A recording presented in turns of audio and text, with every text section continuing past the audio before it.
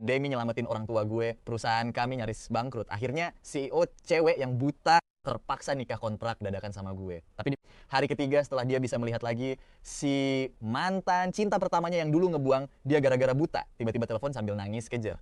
Dia bilang kalau dulu keluarganya yang maksa dia buat batalin pertunangan sama Liu Ruyan. Kali ini, dia pengen banget balik pacaran dan mencintai Liu Ruyan sepenuh hati. Kali ini, dia janji bakal hidup semati. Perasaan lama yang udah berdebu di antara mereka berdua pun bangkit lagi. Si cewek langsung nawarin gue uang 50 juta yuan biar gue pergi. Tapi anehnya, kenapa Liu Ruyan setelah tahu kalau dia sebenarnya cuma pengganti, malah nyesel setengah mati sampai nangis-nangis sambil berlutut minta maaf ke gue. Sayangnya semuanya udah telat banget. Sekarang gue lagi duduk di dalam villa mewah dengerin Liu Ruyan yang ngejanjiin segala macam keuntungan setelah kami cerai. Di luar gue kelihatan tenang banget, tapi di dalam hati gue pengen ketawa kencang. Oke, gue setuju sama lu. Nanti kita cari waktu dalam beberapa hari ini buat gue pindah. Gue gak bakal ngeganggu kalian berdua lagi. Liu Ruyan nerima apel yang baru aja gue kupas dengan tatapan mata yang rumit banget. Gue balik ke kamar dan langsung ngehela napas lega. Terus, gue ngambil sebuah foto dari dalam laci. Cewek di foto itu mirip 90% sama Liu Ruyan. Orang yang gak tahu pasti bakal mikir kalau mereka berdua ini kembar. Mereka berdua sama-sama pakai seragam sekolah dengan senyuman yang cerah banget. Cewek itu megang biola sambil ngerangkul lengan. Gue waktu masih polos-polosnya zaman SMA dulu. Gue tahu ini gak adil buat Ruyan. Dia itu penyelamat keluarga gue. Makanya gue selalu berusaha sebaik mungkin buat memperlakukan dia dengan baik. Sekarang karena kontraknya udah selesai, akhirnya gue gak perlu lagi ngerasa bersalah kayak gini. Tapi pas banget saat itu, tiba-tiba ada suara ketukan di pintu. Pas gue buka, ternyata Liu Ruyan yang berdiri di sana. Gue sempat bengong sebentar. Selama bertahun-tahun ini, Liu Ruyan gak pernah sekalipun mampir ke kamar gue. Bahkan dia sering banget ngingetin gue biar gak usah berharap ketinggian. Di hatinya, dari awal sampai akhir, cuman ada si cinta pertamanya, Jang Shinchong. Sedangkan gue cuma suami pajangan yang dijadiin tameng doang. Tapi saat ini, Liu Ruyan ngelihat mata gue memerah, dan entah kenapa dia malah kelihatan agak senang. Lu habis nangis ya? Gue langsung gercep ngeles. Cuma kelipan debu kok. Ruyan, jangan dimasukin ke hati ya, jangan sampai salah paham. Gue bener-bener gak boleh bikin Liu Ruyan merasa bersalah sampai ngehambat dia buat bersatu sama cinta pertamanya itu. Liu Ruyan pun mengernyitkan dahi. Gue tahu lu udah banyak berkorban buat gue selama 3 tahun terakhir ini. Semua orang bilang lu bucin setengah mati sama gue. Masalahnya lu selalu nyembunyiin perasaan itu dan jujur itu bikin gue risih banget. Gue tuh gak sebodoh itu sampai gak bisa ngelihat rasa cinta lu ke gue. Gue gak nyangka Liu Ruyan bakal ngomong kayak gitu. Gue cuma bisa pasrah dan ngikutin alurnya. Maaf ya Ruyan. Gue cuma gak mau jadi beban buat lo. Liu Ruyan langsung nyaut. Serius deh, lu gak pernah sekalipun jadi beban buat gue. Terus dia ngibasin tangannya, ngasih kode kalau dia pengen minum boba. Biar Liu Ruyan gak curiga sama akting gue buru-buru setuju buat turun ke bawah dan buatin boba kesukaannya. Tapi gue gak nyangka, pas gue baru mau nganterin mango sago buatan gue, dia malah lari ke depan gue dan langsung ngerebut minum sampai habis. Lalu tiba-tiba neriakin gue dengan nada tinggi. Cenfon, gue nggak nyangka ternyata lu semesum ini. Gue masih bisa maklum kalau lu diam ngoleksi foto gue, tapi ngedit foto gue pakai Photoshop biar kelihatan berdua sama lu bener-bener bikin gue jijik setengah mati. Gue langsung ngepalin tangan kuat-kuat. Gue terpaksa harus nahan semuanya sendirian. Gimana pun juga, Liu Ruyan udah nyelamatin keluarga gue kalau gue nekat ngejelasin yang sebenarnya gue takut cewek. Sesombong dia bakal balas dendam ke gue. Lu bener-bener bikin gue kecewa banget. Gue nggak mau ngeliat muka lu lagi. Pergi dari hadapan gue sekarang juga. Liu Ruyan ngelempar bingkai foto itu keras-keras ke lantai. Kacanya langsung hancur berkeping-keping. Dada gue juga rasanya sesak banget. Padahal itu satu-satunya foto kenangan yang ditinggalin sama Chu Yuyu buat gue. Foto itu adalah harta paling berharga dalam hidup gue. Gue balik ke kamar, buru-buru ngepak barang-barang gue yang gak seberapa. Lalu pergi ninggalin rumah keluarga Liu diam-diam. Sementara itu, Liu Ruyan baru aja mau ngerobek foto yang dikasih sama pelayannya waktu dia sadar ada banyak kejanggalan. Cewek di foto itu emang mirip banget sama dia. Tapi ada beberapa detail yang beda jauh. Mulai dari tahi lalat di antara kedua alisnya sampai bentuk gigi pas senyum yang gak dia miliki sama sekali. Di dunia ini kok bisa ada cewek yang mirip banget sama gue? Mustahil. Gue kan gak punya saudara kembar. Liu Ruyan langsung ngambil HP-nya buat nelpon gue dan minta penjelasan. Tapi dia baru sadar kalau dia gak punya nomor telepon gue. Setelah mikir sejenak, Liu Ruyan langsung nelpon sahabat sekaligus sekretaris umumnya Zhong Chen Chan. Teleponnya langsung tersambung dengan cepat. Liu Ruyan bilang dia mau minta nomor gue. Tapi sebagai sahabatnya, tentu aja Zhong Chen Chan tahu kalau Liu Ruyan pengen cerai sama gue gara-gara si mantan terindah itu. Jadi dia cuma bisa ngehela napas panjang dan berkata, Chen Fon tuh baik banget sama lu. Dia bahkan rela ngerugiin dirinya sendiri demi lu. Si Jang Chong itu pas tahu lu buta dulu, langsung ninggalin lu gitu aja, tanpa sepatah kata pun, sampai bikin perusahaan Liu terpojok banget. Sekarang pas lu udah bisa ngeliat lagi, dia malah lari-lari minta balikan. Lu beneran mau sama si Jang Chong itu? Lu nggak lagi mabuk cinta kan? Padahal Chen Fon ganteng banget, pinter mijit, lembut, tulus, dan baik hati lagi. Kalau lu nggak mau sama dia, mending buat aju aja si berondong imut itu. Liu Ruyan yang denger langsung kesel setengah mati. Terserah lu deh. Liu Ruyan langsung nutup teleponnya seketika. Di saat yang sama, gue udah pergi dari rumah keluarga Liu dan balik ke rumah keluarga Chen. Apartemen 3 kamar yang kumuh ini, gue ngerasa agak pasrah. Meskipun dibantu sama keluarga Liu, itu cuma bisa nyelamatin keluarga Chen dari kebangkrutan dan kejaran penagih utang. Gue cuma anak angkat di sini. Ditambah lagi gue punya adik cowok yang lagi kuliah di luar negeri. Semua uang dikirim buat adik gue itu. Rumah ini sebenarnya udah nggak ada tempat lagi buat gue dari dulu. Pernikahan kontrak sama Liu Ruyan ini selain karena alasan egois gue sendiri, juga buat ngebalas budi ke keluarga Chen yang udah ngebesarin gue. Gue baru aja sampai di rumah beberapa saat, tapi ibu angkat gue udah mulai ngasih kode halus biar gue pergi dari sana. Dia bahkan nyuruh gue terus-terusan minta duit ke Liu Ruyan biar nggak bikin bapak angkat gue makin susah. Gue cuma duduk sebentar di rumah sebelum akhirnya mutusin buat pergi. Begitu gue keluar pintu rumah, tiba-tiba ada mobil Maybach yang berhenti tepat di depan gerbang. Gue nggak nyangka Liu Ruyan bakal datang ke sini. Gue langsung matung di tempat. Ruyan, ada apa? Naik ke mobil sekarang. Sedangkan buat orang tua angkat gue, Liu Ruyan cuma ngangguk sekilas dengan cuek dan langsung nyuekin mereka begitu aja. Gue terpaksa pasrah dan masuk ke dalam mobil. Gimana pun juga, gue belum resmi cerai sama Liu Ruyan. Buku nikah dan kartu keluarga gue juga masih ada di tangan dia. Nggak disangka-sangka, begitu gue duduk di dalam mobil, Liu Ruyan langsung nanya dengan nada mengintimidasi. Chen Fon, apa sampai sekarang lu masih nggak mau ngejelasin apa-apa ke gue? Ruyan, gue bener-bener minta maaf. Nggak seharusnya gue ngedit foto lu pakai Photoshop bareng. Gue cuma demi keegoisan gue sendiri. Gue udah ngelanggar privasi lu.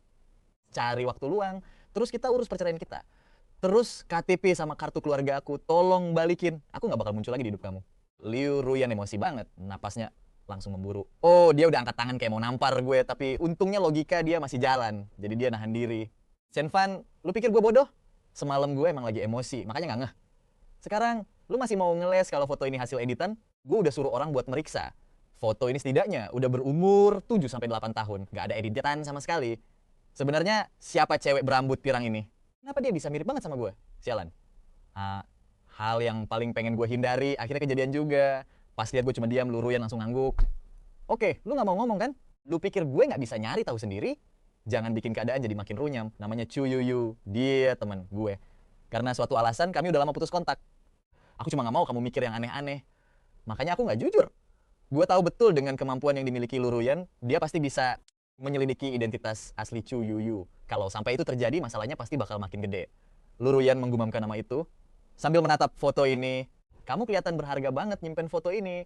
Dia pasti penting banget buat kamu. Bahkan Liu Ruyan sendiri nggak sadar kalau nadanya itu terdengar cemburu. Dia adalah sosok yang sangat baik bagi aku. Senyum gue kelihatan sedih banget. Pas Liu Ruyan ngeliat ini, hatinya langsung terasa nggak nyaman. Apa mungkin selama bertahun-tahun ini dia merawat gue dengan baik? Itu semua cuma karena dia menganggap gue sebagai pengganti Chu Yuyu. Orang seangkuh Liu Ruyan, kalau sampai dengar jawaban kayak gitu langsung dari mulut gue, dia benar-benar nggak tahu bakal berbuat nekat apa. Lagi pula, di kontrak nggak ada aturan yang ngelarang gue buat ngebayangin Liu Ruyan sebagai cewek lain. Di saat itu, Liu Ruyan nggak bakal pernah menyangka kalau pas masa-masa SMA gue dulu, ada cewek yang mirip banget sama dia. Ruyan, tolong jangan salah paham. Selama 3 tahun terakhir ini, aku selalu serius dalam mematuhi semua isi kontrak itu. Kamu udah menyelamatkan keluarga Chen dan juga menyelamatkan aku. Itu utang budi yang besar banget buat aku. Aku nggak punya apa-apa buat ngebalas kebaikan kamu. Kata gue buru-buru dengan tatapan bersalah yang sekilas terlihat di mata gue. Mendengar omongan gue, Liu Ruyan merasa agak tenang. Jadi, apa yang terjadi sama cewek bernama Chu Yuyu itu? Nggak ada yang tahu kemana Chu Yuyu pergi. Satu-satunya kenangan yang tersisa antara aku sama dia, cuma foto ini. Liu Ruyan berkata dengan lembut, jadi kamu mau foto ini balik? Gue refleks mendongak, mata gue langsung berbinar-binar. Ruyan, kamu beneran mau balikin foto itu ke aku? Sebenarnya Liu Ruyan berniat buat balikin foto itu. Lagian, foto itu gak ada, artinya sama sekali buat dia. Tapi begitu, kata-kata itu keluar dari mulutnya. Ditambah lagi pas lihat gue yang kelihatan gelisah banget, Liu Ruyan mendadak berubah pikiran dan ogah balikin foto itu. Kalau gitu, kamu harus penuhi satu syarat dari aku dulu. Sedikit pun, aku bakal penuhi syarat apapun yang kamu minta. Hati Liu Ruyan seketika terasa perih bagai tertusuk duri. Syarat apapun. Apa? Satu foto bareng itu berharga banget buat kamu? Setelah menepi di belokan jalan, Liu Ruyan menyuruh gue turun dari mobil. Oke, Chen Fan. Jangan sampai kamu menyesal ya. Foto yang dia janjiin bakal ditarik balik itu langsung dilempar begitu aja lewat jendela mobil ke arah gue. Gue langsung menangkap foto itu dengan sangat hati-hati layaknya harta karun. Nggak bisa menyembunyikan rasa senang dan antusias di mata gue. Makasih banyak ya. Chen Fan, jangan makasih dulu sama gue. Nggak semua orang bisa ngebalas budi ke gue. Liu Ruyan menatap gue dengan kilatan rasa jijik yang luar biasa di matanya. Setelah Liu Ruyan pergi, dia langsung mengeluarkan ponselnya dan menelepon seseorang. Selidiki catatan siswa dari SMA nomor 12 atas nama siswa bernama Chu Yu. Gue mau semua informasi tentang dia. Setelah itu, gue menyewa apartemen dengan 3 kamar tidur dan 1 ruang tengah yang suasananya nyaman dan punya kedap suara yang bagus. Meskipun Liu Ruyan tiba-tiba mengusir gue, tapi keluarga lu udah ngasih gue uang sebesar 200.000 tiap bulan selama beberapa tahun terakhir ini, jadi gue masih punya tabungan. Ponsel gue tiba-tiba berdering. Pas lihat siapa yang telepon, gue sempat menahan napas sejenak sebelum akhirnya menekan tombol jawab. Profesor Gu? Chen Fan, lu masih punya nyali buat ngehubungin gue lagi? Suara cewek yang terdengar tegas terdengar dari seberang telepon. Gue menjawabnya dengan ekspresi penuh penyesalan. Maafkan saya, Profesor Gu, karena udah bikin Anda khawatir selama ini. Gue nggak mau denger apapun dari lu. Biar gue tegasin ya, gue belum dengerin kata maaf dari lu.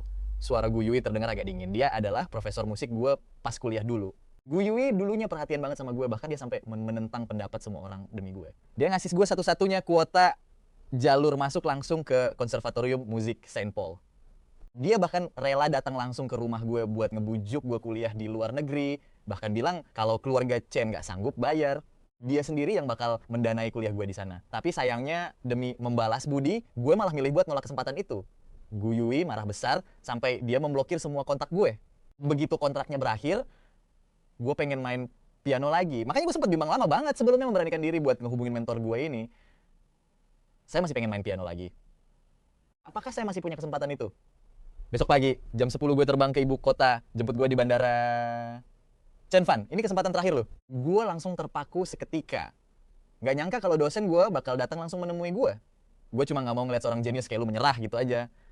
Gue menghargai bakat lu, tapi bukan berarti gue udah maafin lu. Setelah tersadar dari keterkejutan gue langsung menjawab dengan perasaan gembira yang luar biasa. Saya mengerti. Terima kasih banyak Profesor Gu.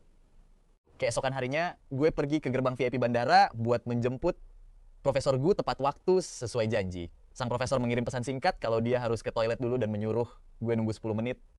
Tepat di momen itu, gue ngeliat 2 sosok yang gak asing lagi jalan mendekat. Mereka adalah Liu Ruyan sama Zhong Chanchen.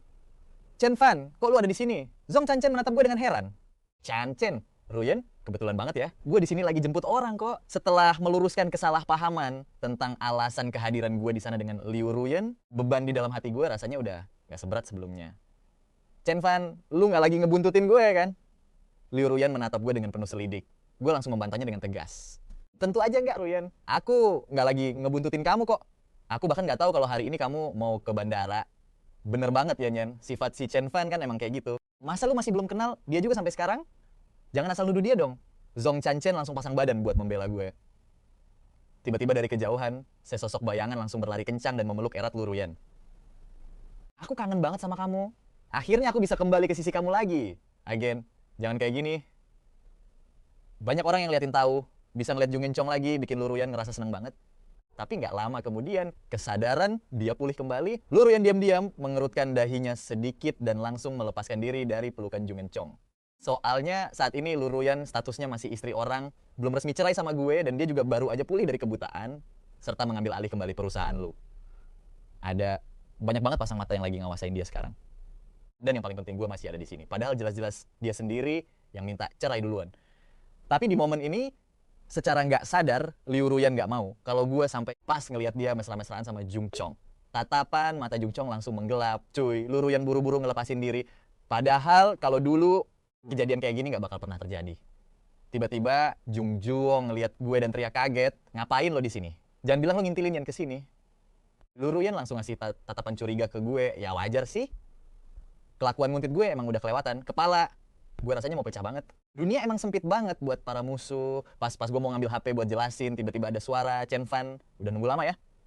Nah, saat itu juga Gu Yu jalan mendekat pakai sepatu hakting gigi. Profesor Gu, Pas ngeliat Guyu, rasanya kayak ngeliat juru selamat cuy.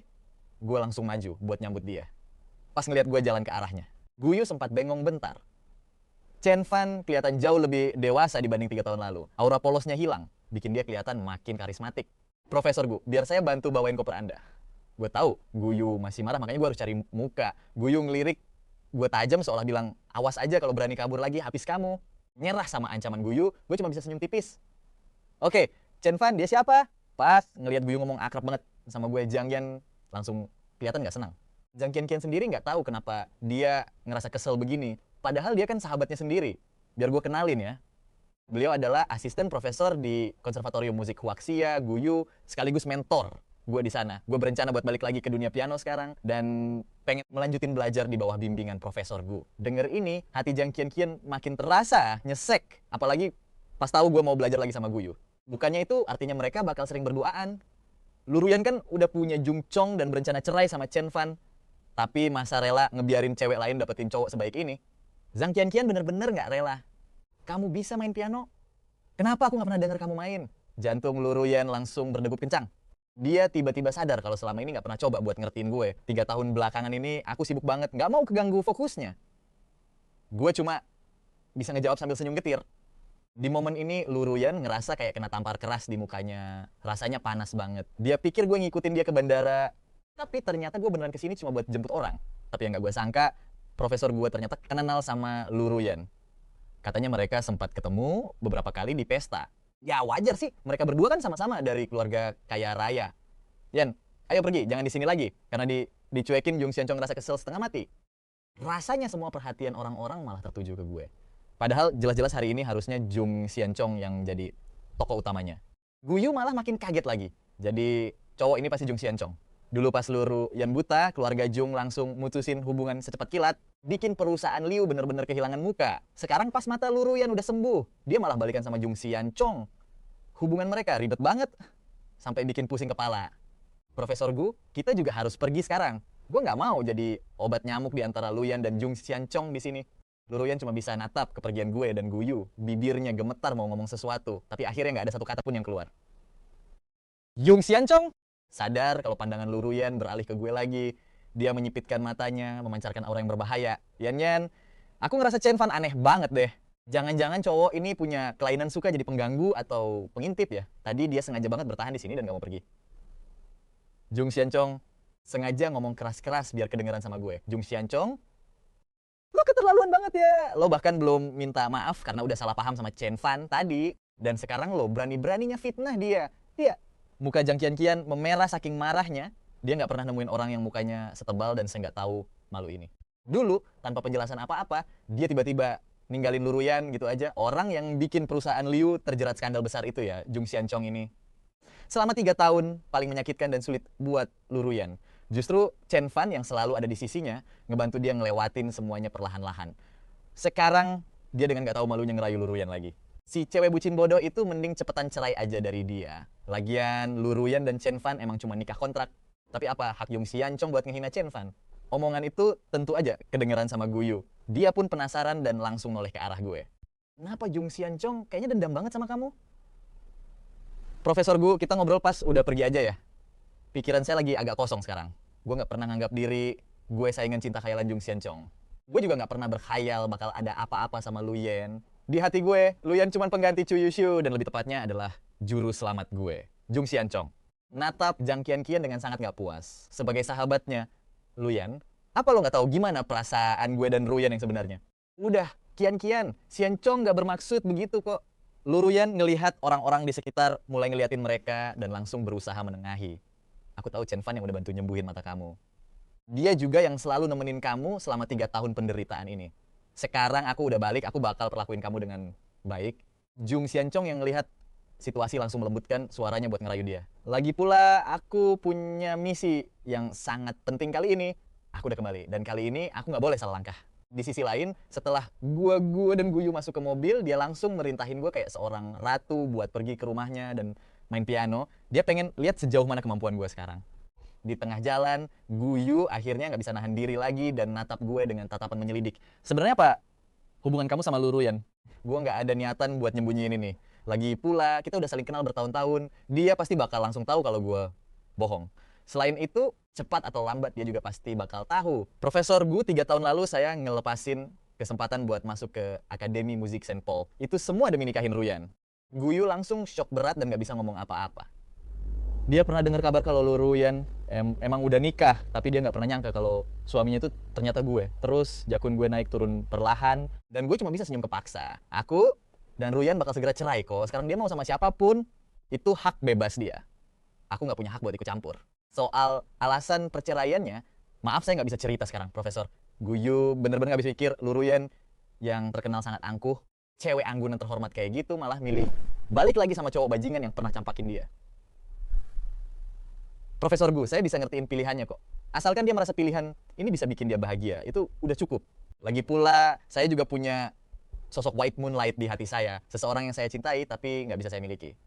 Chu Yuyu pernah menyelamatkan hidup saya. Kalau bukan karena dia, gua nggak bakal lanjut main piano lagi. Profesor Gu beneran kecewa banget. Lagian murid kesayangannya ini rela buang masa depannya cuma demi nyelamatin nyawa orang lain. Tapi ujung-ujungnya malah milih ngalah gitu aja. Nggak lama kemudian, mobil kita nyampe di tujuan. Tapi pas gua turun, gua langsung melongo. Loh, bukannya ini kompleks villa tempat gua sama Liuyan tinggal selama 3 tahun? Gue ngelipat tangannya, matanya agak menyipit. Katanya Liuyan tinggal di sini. Emang kenapa? Bukannya kalian bentar lagi mau cerai? Lu masih setakut itu sama dia? Enggak kok. Gue cuma kaget aja, nggak nyangka bisa sekebetulan ini. Tapi gua sama Ruyan emang lagi proses cerai. Sekarang gua juga udah pindah pikiran. Gua langsung semrawut. Mulai sekarang, gua bakal sering banget ketemu gue buat latihan kompetisi. Terus pas Jang Sencong pindah ke sini, bakal susah banget buat ngehindar. Kalau kita beneran papasan, pasti bakal ribet banget, malah mirip plot NTR lagi. Pas masuk ke villa, gue langsung jalan cepet ke arah piano yang ditutup kain putih, terus ngasih isyarat manggil gue pakai jarinya. Coba gue lihat lu masih punya jiwa seniman itu apa nggak? Gue narik napas dalam-dalam. Dan tanpa banyak omong, gue langsung duduk di kursi piano. Ujung jari gue mulai nyentuh tuts hitam dan putih, dan melodi yang indah langsung mengalir gitu aja. Di saat yang sama, sebuah mobil Maybach baru aja lewat di depan gerbang villa. Liu Ruyan yang duduk di kursi belakang tiba-tiba bersuara, berhenti dulu. Dengar alunan piano yang merdu dari villa di depannya bener-bener ajaib banget, langsung nenangin hati Liu Yan yang lagi kacau.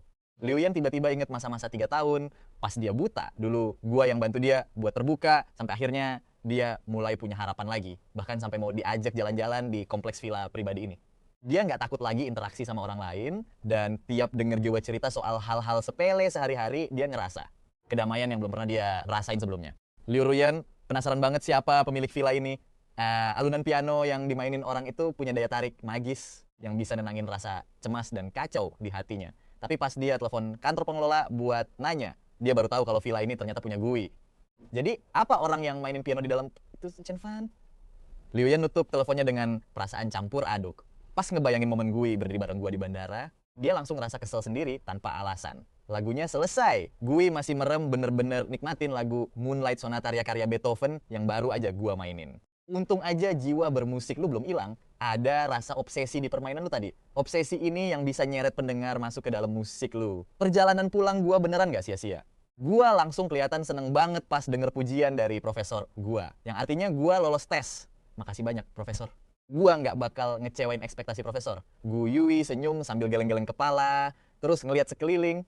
Nanti gua minta kantor pengelola buat kirim orang buat bersih-bersih. Bentar lagi kita ke tempat lu ya, mainin beberapa lagu lagi buat gua. Di sisi lain, Liu Ruyan masih bengong. Dia bahkan nggak sadar kalau suara musiknya udah berhenti. Baru pas sopirnya lihat kita keluar, dia langsung negur buat ngingetin. Liu Ruyan pas lihat gua sama Guyui jalan sambil ngobrol seru senyuman di muka gua. Bener-bener belum pernah dilihat sama Liu Ruyan sebelumnya. Jadi kayak gini, ya muka Chen Fan pas beneran bahagia. Tapi gua nggak nyangka bakal lihat mobil Maybach yang familiar pas baru aja melangkah keluar. Mobil itu ngehalangin satu-satunya jalan keluar. Bahkan sebelum gua sempet ngasih tahu Gu Yui, dia udah maju duluan terus ngetuk kaca mobil itu. Kami mau keluar sekarang. Bisa tolong pinggirin mobilnya sebentar? Kaca mobilnya pelan kebuka dan kelihatanlah muka Liu Ruyan. Kebetulan banget ya. Gua nggak nyangka kalau villa ini punya lu. Tadi gua cuma lewat terus dengar suara piano dari villa yang udah bertahun-tahun kosong ini dan permainannya bagus banget. Sampai gua nggak sadar udah berdiri di sini lama banget. Chen Fan, teknik lu sekarang makin hebat aja. Nada bicara Liu Ruyan kedengeran agak cemburu yang bahkan dia sendiri nggak sadarin. Dia cuma bisa ngedumel dalam hati Chen Fan, Chen Fan. Kita bahkan belum resmi cerai, tapi lu udah berduaan aja sama cewek lain di dalam ruangan. Gue ngibasin tangannya terus bilang, Ruyan, lu salah paham. Yang main piano barusan bukan gua, tapi Chen Fan. Begitu kata-kata itu keluar, Liuyan langsung shock. Chen Fan yang main, dia bisa main sebagus itu. Kayaknya lu emang beneran nggak peduli ya sama Chen Fan. Kalian berdua udah menikah selama 3 tahun, tapi lu bahkan nggak tahu kalau Chen Fan itu jenius dari Akademi Musik Husia. Kalau bukan karena nikah sama lu, Chen Fan pasti. Udah lulus dari Akademi Musik Santo Paul dan terkenal di dunia piano internasional. Liu Yan langsung mati kutu. Dia bener-bener nggak tahu semua ini. Dan yang paling parah, gue emang nggak pernah sekalipun cerita soal ini. Hal ini bikin dia ngerasa dibohongin. Gue jalan ke deket gue, terus nanya pelan, Ruyan, kenapa lu balik ke sini? Tiba-tiba emosi Ruyan langsung meledak dan dia teriak ke gue, ini rumah gue, kenapa gue nggak boleh balik? Kita berdua kaget banget lihat reaksi Liu Ruyan. Pas udah agak tenang, gue buru-buru bikin penjelasan, Ruyan jangan salah paham, bukan gitu maksud gue. Gue cuman mikir, kan Tuan Jang udah balik, kenapa lu nggak habisin waktu lebih banyak bareng dia? Logikanya, cinta pertama atau si White Moonlight yang dia dambain selama ini kan udah balik. Harusnya mereka nempel terus kayak perangko sekarang. Ngapain juga dia masih sempet sempetnya mampir ke villa ini.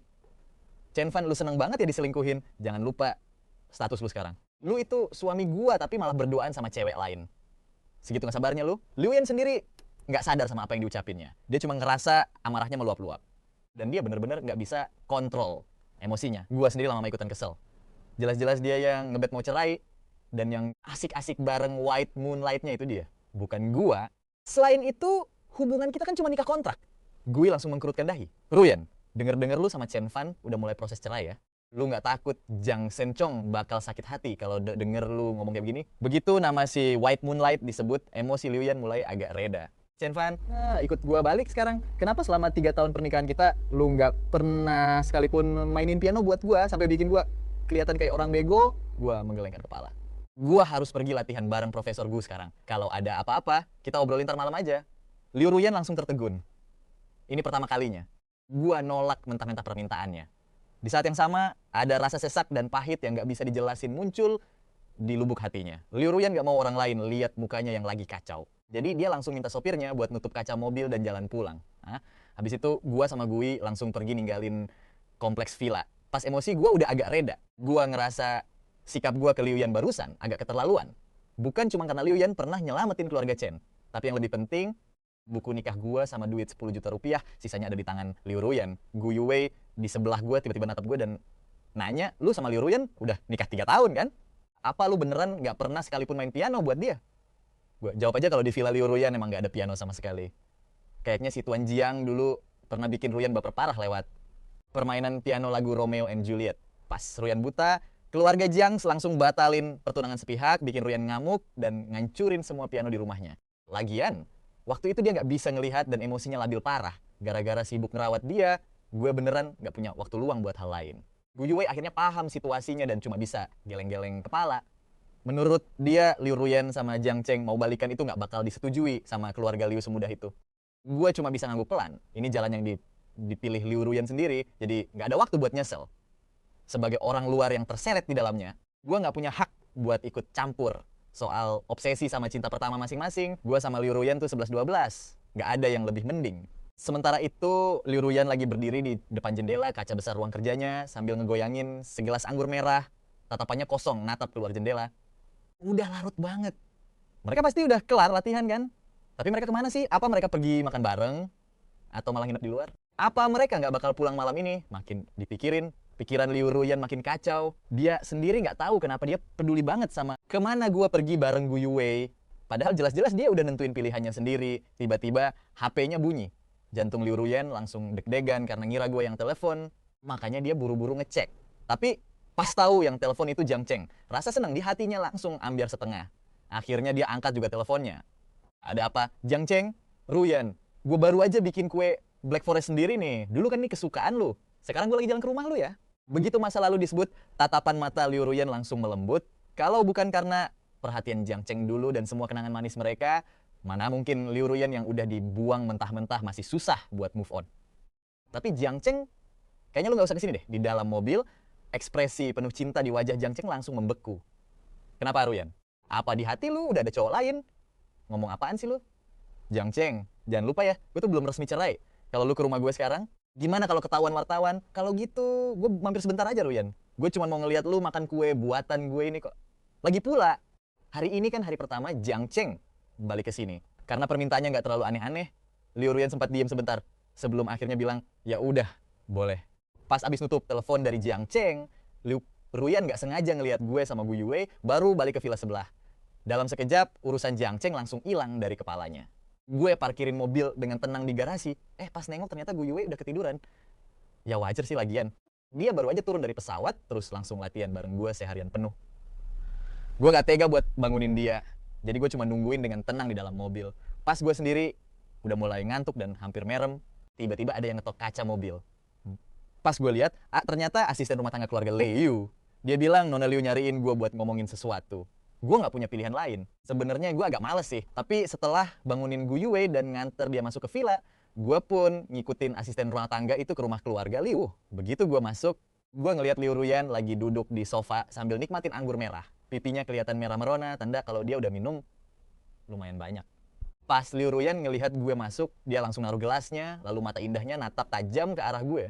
Hari ini lu pergi kemana aja bareng Gu Yue? Emang latih piano harus seharian penuh ya? Malah lu berani bawa dia balik ke villa segala lagi. Lu sadar gak sih? Status lu sekarang apa? Kalau orang lain lihat, suami seorang Liu Ruyan bawa cewek lain ke rumah, mereka bakal mikir gue gak becus ngurus suami sendiri. Gue gak tahu ini gara-gara dia mabuk atau ada alasan lain. Tapi suara Liu Ruyan kedengeran ketus banget. Gue gak paham deh isi kepalanya kayak gimana. Ruyan, pernikahan kontrak kita kan udah mau kelar. Kita juga lagi proses cerai sekarang. Lagian, hubungan gue sama Profesor Gu itu murni cuma sebatas guru dan murid. Gimana kalau kita cari waktu luang buat ke kantor catatan sipil, biar urusan cerai kita cepet kelar. Itu bakal jadi keputusan baik buat kita berdua. Tapi sebelum gue kelar ngomong, Liu Ruyan langsung motong omongan gue kasar. Kayak belet cerai banget lu. Lu pengen cepet-cepet pacaran sama Gu Yue kan? Liu Ruyan jalan nyeker nyamperin gue. Aroma alkohol dari badannya langsung kecium sama gue. Ngasih aura seksi yang beneran bikin deg-degan. Ruyan, lu mabuk nih. Mabuk? Gue gak gampang mabuk ya. Chen Fan, sebelum kita resmi cerai, surat kontrak kita masih berlaku tahu. Lu lupa, salah satu aturannya, lu gak boleh deket-deket sama cewek lain dan ngerusak nama baik keluarga Liu. Gue beneran bingung mau ketawa apa nangis.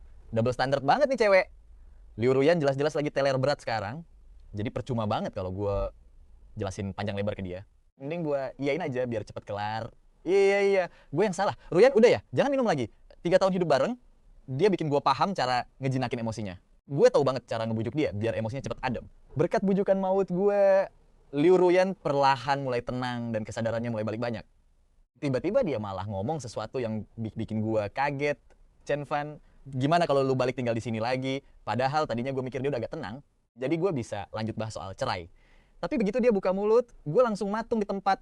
Kemarin gue ngusir lu dari villa. Itu karena gue salah paham soal foto kemarin. Kita kan belum resmi cerai, tapi lu malah pindah dan sering jalan sama cewek lain. Orang luar pasti bakal mikir macam-macam kalau ngelihat itu. Mendengar itu, gue langsung pasang muka serius. Gak bisa gitu dong, Ruyan. Terus, gimana nasib lu sama Tuan Jiang? Kelihatan banget kalau Liu Ruyan kesel. Pas tahu gue malah mau ngecomblangin dia sama Jiang Cheng. 3 tahun lalu, Jiang Cheng ninggalin gue gitu aja tanpa tanggung jawab. Kejadian itu bikin Liu Group jatuh ke jurang krisis. Makanya keluarga Liu gak bakal sesudi nerima Jiang Cheng gitu aja. Gue butuh waktu buat ngeyakinin keluarga gue biar bisa nerima Jiang Cheng dan gue balikan. Jadi kita gak bisa cerai dulu sekarang. Alasan dia emang masuk akal sih, sampai gue bingung mau nanggepin apa. Tapi emangnya si Jiang bakal setuju sama rencana ini? Setelah gue pikir-pikir, gue harus pakai nama Jiang Cheng buat neken Liu Ruyan. Chen Fan, lu kan pernah bilang kalau lu utang budi sama gue. Sekarang gue mau tagih utang budi itu dengan cara lu harus tetap mertahanin status pernikahan kontrak kita. Tunggu sampai gue berhasil ngeyakinin keluarga gue buat setuju gue balikan sama Jiang Cheng. Lagi pula, dia bakal ngasih tambahan 5 juta lagi secara pribadi sebagai kompensasi. Tapi gue malah bingung. Ini jelas bukan soal duit sama sekali. Kompensasi 10 juta di akhir kontrak aja udah lebih dari cukup buat gue. Tapi kalau harus terus tinggal satu atap sama Liu Ruyan, ditambah jadi sasaran empuk Jiang Xincheng, karir piano gue yang baru aja gue rintis lagi, pasti bakal dapat banyak tangan. Ruyan, lu udah nyelamatin keluarga Chen, utang budi gue ke lu tuh segunung. Gue nggak butuh duit ini. Gue juga bisa pindah balik buat ngebantu keluarga lu jaga nama baik mereka. Tapi kita tetap harus cerai. Di saat yang sama ada satu hal di kontrak yang wajib diubah. 3 tahun lalu, gue ngelepas karir, gue demi ngerawat lu sepenuhnya karena gue khawatir sama kebutaan lu. Sekarang setelah mata lu udah sembuh, gue juga harus ngejar impian piano gue lagi. Pas Liu Ruyan denger gue ngomong begini, dadanya tiba-tiba nyesek. cerai. Chen Fan, apa kita emang beneran harus cerai? Apa ini karena Guyu? Bukannya lu paling cinta sama gua, cinta mati sampai rela ngorbanin nyawa lu? Pas lihat Liu Ruyan cuman diam aja, gua tahu nggak bakal ada jawaban malam ini. Tenangin diri lu dulu dan pikirin baik-baik, Ruyan. Ini jalan terbaik buat kita berdua. Setelah ngomong gitu, gua langsung balik badan buat pergi. Di belakang gua, Liu Ruyan mangap mau nahan gua pergi, tapi nggak bisa ngomong apa-apa. Padahal gua udah jelas-jelas bantu dia dapat apa yang dia mau. Tapi kenapa dia nggak ngerasa lega atau sebahagia yang dia? Kejadian barusan bikin gua pengen keluar buat nyari angin segar, tapi begitu gua buka pintu, gua langsung lihat ada orang bawa bunga sama kotak kue lagi jalan masuk. Jiang Xincheng lihat gua, senyumnya langsung kaku dan ekspresi mukanya langsung kecut banget. Ngapain lu di sini? Bukannya Yan Yan udah ngusir lu? Aduh, bener-bener cari masalah nih orang. Tuan Jiang, jangan salah paham. Gua kesini cuma mau bahas perceraian sama Ruyan. Tatapan Jiang Xincheng langsung sinis. Dia mendengus dingin. Chen Fan, gua hargai usaha lu yang udah nemenin Ruyan selama 3 tahun terakhir ini buat gantiin posisi gua. Sebut aja harganya. Butuh duit berapa banyak biar lu mau pergi ninggalin Ruyan? Padahal dia tahu kalau Liu Ruyan masih cinta sama dia, tapi cewek itu udah nikah sama Chen Fan selama 3 tahun dan dirawat dengan sangat telaten. Jangan-jangan dia mau ngikut Liu Ruyan seumur hidup lagi. Chen Fan ini ancaman terbesar gua. Gua harus cepet-cepet nyingkirin dia dari deket Liu Ruyan biar gua bisa balikan sama dia. Gua cuma bisa ngomong dengan nada pasrah. Mending lu tanya langsung aja ke Ruyan detailnya gimana. Intinya kita berdua bakal segera cerai kok. Gua nggak bakal ngehalangin hubungan kalian sama sekali. Padahal gua pengennya ambil duit terus pergi dengan tenang. Tapi sialnya si bos besar Liu Ruyan malah nggak mau ngelepasin gua. Gua masih utang budi dan janji sama dia. Hubungan kita tuh kayak tali yang nggak bisa diputus. Makin diurai malah makin ruwet. Jiang Xincheng ngasih tatapan peringatan ke gua. Lu mending tahu diri ya. Mau sebanyak apapun yang udah lu kasih buat Yan Yan cowok yang dia cintai, di hatinya cuma gua seorang. Gua bisa mangut-mangut pasrah. Semua orang mikir gua bucin gila-gilaan sama Liu Ruyan, tapi mereka nggak tahu aja kalau gua sebenarnya pengen banget kabur, tapi nggak bisa. Liu Ruyan denger keributan itu dan tiba-tiba lari keluar sambil marah-marah. Aceng, lu lagi ngomongin apa sih sama Chen Fan di situ? Yan Yan, gua nggak sengaja ketemu Pak Chen di depan pintu. Jadi kita ngobrol bentar. Oh iya, kapan kalian berdua rencana mau ngajuin perceraian? Pas denger kata cerai disebut, ekspresi Liu Ruyan langsung berubah drastis. Jiang Xincheng entah emang nggak sadar atau sengaja abai, dia tetap nyerokok saja. Lagian, tujuan dia balik kali ini emang buat CLBK-an sama Liu Ruyan. Yan Yan, ini bunga lavender ungu kesukaan. Lu buat lu. Lihat Jiang Xincheng yang setelah bertahun-tahun masih inget bunga kesukaannya. Raut mukanya agak cerah sedikit. Makasih ya Jiang Cheng. Habis itu dia langsung lihat gua dengan tatapan meremehkan. Pak Chen, ini kue Black Forest buatan gua sendiri. Ini kesukaan Yan Yan. Kalau nggak keberatan, cobain aja Gih. Gua ngerasa nih orang aneh banget padahal dulu gua pernah dengar cerita tentang Jiang Xincheng. Mikirnya dia tuh bukan tipe anak orang kayak sombong dan belagu yang suka ngeremehin orang lain. Mulai sekarang gua nggak bakal percaya mentah-mentah sama gosip lagi deh. Nggak usah deh. Mending gua jalan-jalan aja di luar sekarang. Gua lagi nggak mood buat jadi obat nyamuk di sini. Jadi obat nyamuk, sorry ya, gua nggak sekonyol itu. Liu Ruyan yang lihat gua mau pergi ketakutan kalau gua bakal nyamperin tempatnya Guyu. Chen Fan tinggal aja di sini bareng kita. Begitu dia ngomong gitu, gua langsung cengok. Lu seriusan, Liu Ruyan? Lu sama cinta pertama lu lagi mesra-mesraan. Ngapain coba malah nahan gua di sini buat jadi obat nyamuk? Gua bener-bener nggak habis. Pikir sama jalan pikiran Liu Ruyan. Jiang Xincheng juga ikut cengok bentar dan mukanya langsung berubah drastis dalam sekejap. Karena Yan Yan udah bilang gitu. Apa Pak Chen bersedia tinggal? Berhubung gua nggak ada di sampingnya selama 3 tahun itu, gua pengen banget tahu gimana cara lu ngerawat Yan Yan biar gua bisa belajar dari lu. Kepala gua agak pusing jadinya. Ya sudahlah, mending gua manfaatin momen ini pas semuanya lagi kumpul buat perjelas semuanya. Gua pun ngikutin mereka ke ruang tamu. Jiang Xincheng berasa kayak udah jadi tuan rumah di situ, langsung duduk di kursi utama sambil nyajiin kue buat gua dan Liu Ruyan. Yan Yan, bagian kesukaan lu kan? Yang ini. Kue Black Forest dengan lapisan madu. Gua juga nambahin buah beri di dalamnya. Enak nggak? Liu Ruyan ngebatin dalam hati. Kue yang udah dia modifikasi ini emang jadi makin enak sih. Tapi selama 3 tahun terakhir ini gue juga sering bikin kue buat dia di dapur dan rasanya kayaknya jauh lebih enak dari ini. Makanya dia cuma ngejawab dengan pelan. Iya lumayan enak kok. Lihat jawaban yang sekadarnya kayak gitu, kilatan rasa kesal langsung muncul di mata Jiang Cheng. Sialan. Firasat buruk gue kayaknya beneran jadi kenyataan nih. Kalau gue mau balikan sama Liu Ruyan, si Chen Fan ini emang wajib lenyap. Tadi Pak Chen Biling lagi bahas perceraian sama Yan Yan kan? Kapan kalian berdua rencana mau ke kantor catatan sipil buat ngajuin cerai? Nggak ada masalah kok. Yan Yan, gimana kalau besok aja kita langsung jalan? Pas denger omongan Jiang Cheng barusan, gua langsung bersorak gembira dalam hati. Cerai, cerai, ayo cepetan cerai. Semua orang juga pengen kita cerai kok. Liu Ruyan, nunggu apa lagi sih lu? Liu Ruyan sendiri mulai ngerasa keganggu sama desakan itu, ditambah bayangan cewek yang mirip dengannya langsung terlintas di pikirannya. Cuyuyu. Dia tiba-tiba ngebanting kuenya ke meja. Aceng, urusan gua harus ngapain? Emang perlu lu ajarin? Tindakan dia ini bener-bener ngagetin gua dan Jiang Xinsheng sekaligus. Jiang Xinsheng langsung tersadar dan buru-buru ngejelasin. Yan, gua nggak bermaksud kayak gitu. Gua bisa urus ini sendiri. Barang yang lu mau kasih udah nyampe kan? Mending sekarang lu pergi. Jangan bikin orang lain salah paham. Paman Li, antar dia keluar. Kepala Plan Li yang dari tadi berdiri di samping juga nggak nyangka situasinya bakal jadi kayak gini. Tapi ngusir. Si bajingan Jiang Xinsheng ini keluar rumah.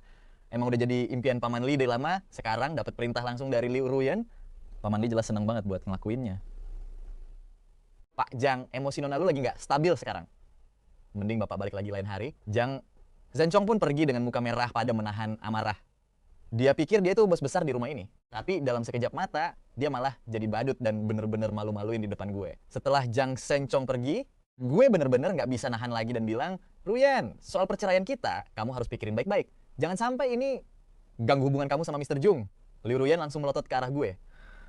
Semua jadi kacau kayak gini. Bukannya ini yang kamu mau? Chen Fan, bukannya kamu cinta banget sama aku? Aku kan cuma nunda perceraian kita. Kenapa kamu malah terus-terusan ngedesak aku? Kowok yang kamu cinta itu Mr. Jung. Dia itu cinta sejatimu. Bukannya kamu udah mikirin semua ini sejak lama? Aku bener-bener nggak paham apa-apa yang mau kamu lakuin. Saat ini, bahkan Liu Ruyan sendiri pun nggak paham apa yang sebenarnya dia mau. Soal cerai ini butuh diskusi lebih lanjut. Aku nggak mau ada masalah lagi. Setelah ngomong gitu, Liu Ruyan langsung jalan ke lantai atas tanpa sepatah kata pun, ninggalin gue yang bengong kebingungan di ruang tamu. Lu nggak bercanda kan, Ruyan? Apa lu udah gila? Keesokan paginya Ruyan baru sadar kalau gue nggak ada di villa. Jadi dia langsung nanya ke pelayan Li. Di mana Chen Fan? Nona, Tuan Chen udah pergi sejak semalam. Sepertinya Tuan Chen nyewa apartemen di luar. Dia bersikeras mau pergi, jadi saya nggak bisa berbuat banyak. Mendengar itu, suara Liu Ruyan langsung meninggi. Bukannya aku udah bilang dia sama dia buat balik dan tinggal di villa ini lagi? Ah, sudahlah. Si brengsek Chen Fan itu berani-beraninya nentang kata-kataku. Dia bener-bener udah berani ngelunjak sekarang. Jangan-jangan Chen Fan semalam nggak balik ke apartemennya, tapi malah nginep di tempatnya Guyu. Habis sarapan, Liu Ruyan nyuruh sopirnya buat nunggu di depan gerbang villa Guyu selama 10 menit. Begitu ngelihat Guyu keluar sendirian, rasa nggak nyaman di hatinya, akhirnya agak mendingan. Begitu Liu Ruyan sampai di perusahaan Liu, dia langsung manggil Chen Chen masuk, hubungi Chen Fan, dan bilang ke dia, aku ada urusan penting sama dia. Serius deh, kenapa nggak kamu telepon sendiri aja sih, Chen Fan? Chen Chen bener-bener heran. Tapi dia terpaksa nelpon gue juga. Pas itu gue masih tidur pulas, pas ngangkat telepon dengan suara berat yang serak, gue nanya, Chen, ada apa? Chen pun mulai ngegoda, kenapa nih? Suaramu seksi banget sih, bikin telingaku meleleh, berondong manis. Emangnya aku nggak boleh nelpon kalau nggak ada apa? Melihat Chen ngobrol seseru itu, bareng gue seolah dunia milik berdua, Liu Ruyan nggak bisa nahan diri buat berdeham keras beberapa kali. Baru deh, Chen ingat sama perintah bosnya, dan langsung cemberut. Sebenarnya Yan yang gengsi banget buat nelpon kamu. Makanya dia nyuruh aku yang nelpon. Dia pengen kamu datang ke kantor. Gue pun ngeyain terus nutup teleponnya.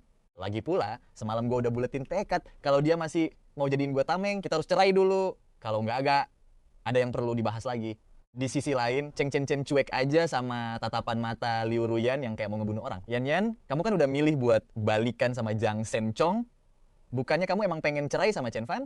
Liu Ruyan langsung mati kutu, nggak tahu harus jawab apa, jadi dia cuma bisa ngegumam pelan. Aku tahu kok apa yang aku lakuin, tapi terserah deh pokoknya. Berondong manis yang satu ini bener-bener tipeku banget. Kowok sebaik dia. Kalau kamu nggak hargai, jangan saling sahabatmu ini kalau nanti aku rebut. Ya?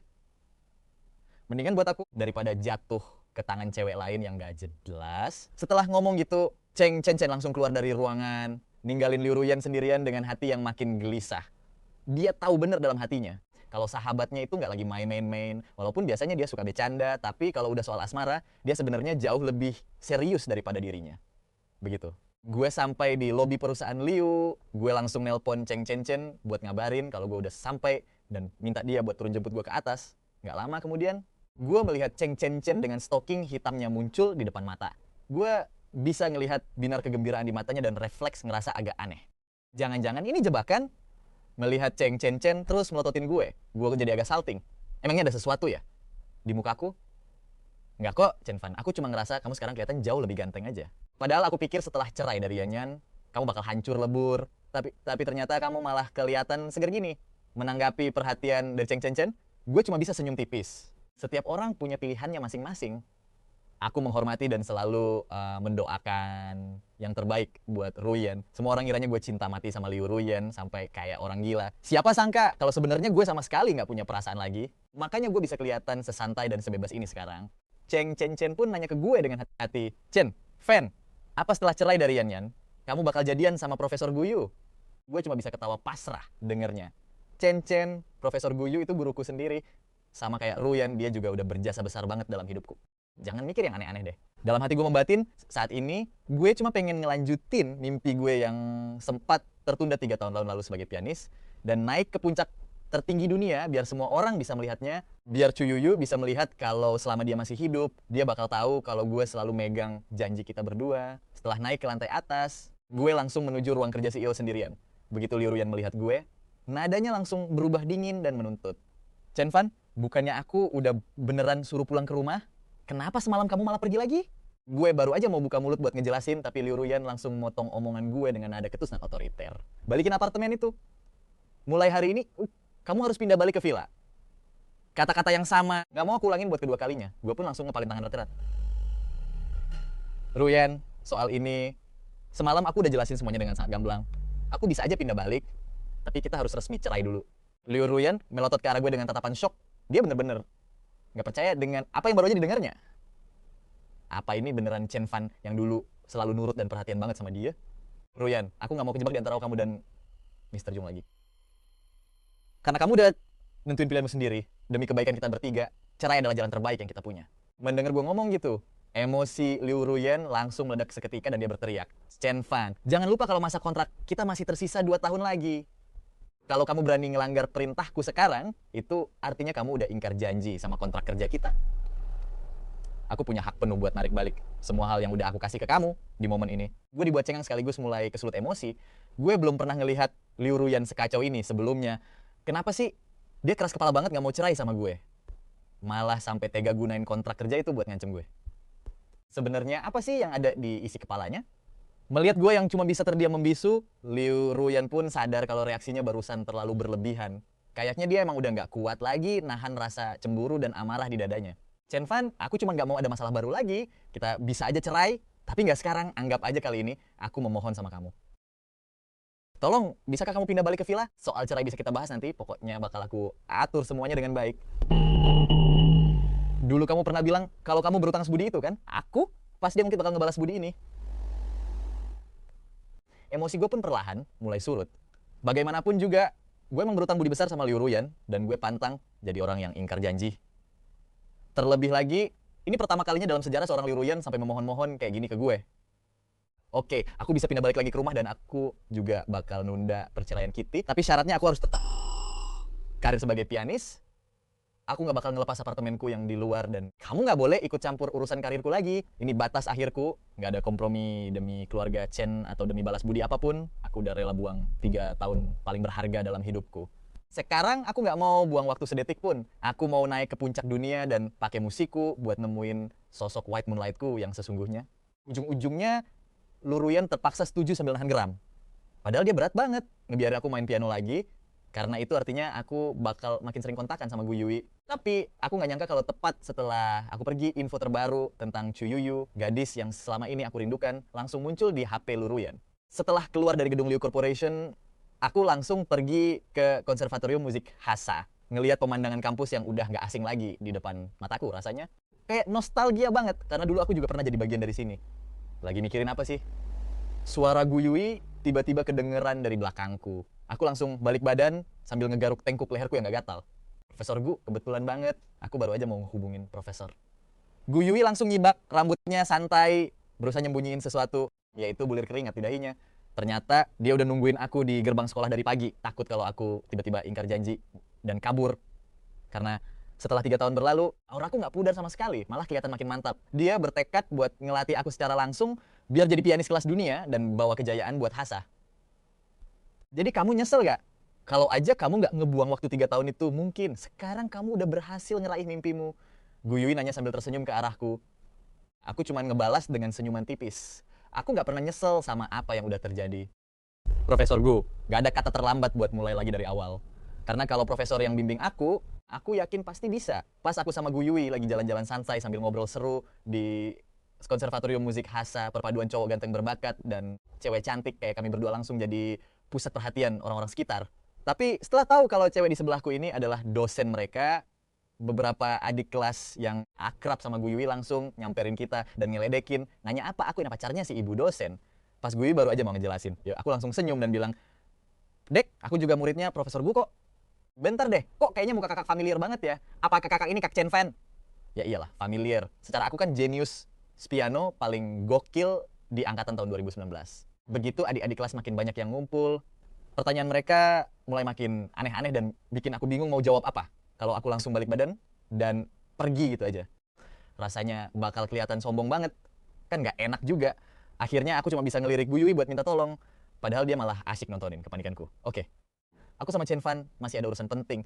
Kalian bubar deh, balik ke kegiatan masing-masing ya. Gu Yui juga nggak mau buang-buang waktu di sana. Begitu kami berdua sampai di ruang piano, aku akhirnya bisa bernapas lega. Makasih ya, udah bantuin aku keluar dari situasi tadi. Profesor Gu Yui langsung ngangkat sebelah alisnya.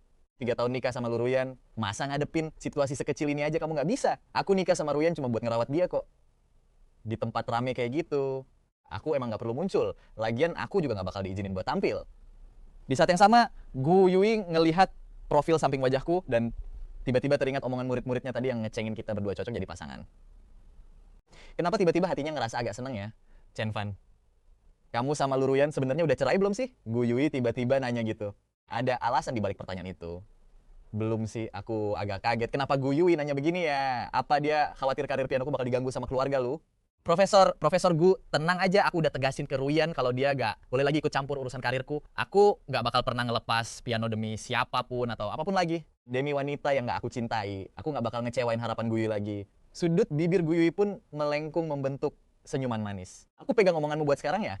Chen Fan, gak bakal ada kesempatan kedua lagi. Paham? Buruan buka pianonya. Aku pun langsung ngangkat kain putih pembungkus dan ngebuka penutup piano. Ini dia Yamaha UX yang dulu selalu aku mainin. Ini adalah piano yang disumbangkan langsung oleh Gu Yui atas nama pribadinya ke Konservatorium Musik Hasa. Piano klasik keluaran tahun 1980-an ini bernilai seni tinggi banget buat dikoleksi dan punya nilai historis tersendiri. Semenjak Gu Yui jadiin aku muridnya, piano ini otomatis jadi instrumen eksklusif khusus buat aku doang. Selain aku, Gu Yui nggak pernah ngebiarin orang lain nyentuh piano ini. Nada-nada sederhana mulai mengalir lancar dari jariku. Mataku langsung berkaca-kaca penuh nostalgia. Aku masih inget banget momen-momen latihan bareng Profesor Gu di ruangan ini selama 4 tahun kuliah dulu. Mulai mainin sekarang, Chen Fan, kamu harus cepet-cepet nge-refresh ingatan dan insting lamamu sekarang. Aku bakal mulai daftarin kamu ke berbagai kompetisi. Karena aku sempat vakum selama 3 tahun, aku ketinggalan banyak banget jam terbang kompetisi. Jadi aku terpaksa harus merangkak dari level paling dasar lagi. Tapi dengan skill dewa yang aku punya, tanding di arena level awal kayak gini mah namanya pembantaian total. Musuh-musuhku auto, kena mental, demi ngebalas kebaikan Gu Yui, aku nggak punya apa-apa lagi buat membalas jasanya. Makanya terimalah persembahan lagu piano ini sebagai hadiah dariku. Jari jemariku mulai menari lincah di atas tuts hitam dan putih. Setiap ketukan nadanya seolah menerbangkan partikel debu tipis di udara. Meliuk-liuk indah mengikuti alur permainan musikku, bagaikan bintang paling terang di langit malam yang menuntun arah melodi. Merajut simfoni yang megah dan sangat memukau siapa saja yang mendengar. Tanpa kusadari banyak banget mahasiswa yang mulai ngumpul di luar ruang piano sebagian besar karena mereka dengar kabar kalau si jenius legendaris Chen Fan dari Konservatorium Musik Hasa udah kembali bareng Gu Yui. Mereka semua pengen denger langsung permainan piano dari sang senior. Selama ini mereka cuma bisa nonton video penampilanku, tapi sensasinya jelas beda jauh dibanding ngelihat langsung di depan mata. Tiba-tiba seorang gadis bertubuh mungil menerobos keluar dari kerumunan. Rambut panjangnya yang dicat pirang melambai tertiup angin, sementara tangannya menggenggam erat sebuah biola. Dia berlari kencang sampai napasnya terengah-engah dengan bulir keringat membasahi dahinya. Detik itu juga napas duniaku seolah berhenti seketika. Sosoknya mirip banget sama gadis yang dulu tiba-tiba menerobos masuk ke duniaku pas zaman SMA dan menyelamatkan hidupku. Aku langsung berdiri tegak, terpaku membisu kayak orang linglung.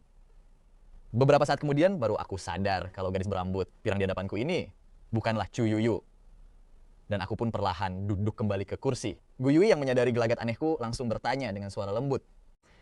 Chen Fan, kamu kenal sama dia? Aku cuma menggelengkan kepala, mengisyaratkan kalau aku nggak kenal. Padahal dalam hati, aku tahu kalau aku cuma terbayang-bayang kenangan masa lalu tentang Chuyuyu. Di saat bersamaan, gadis yang berdiri di ambang pintu itu dengan berani langsung memperkenalkan dirinya. Namaku Chin Shun Shun.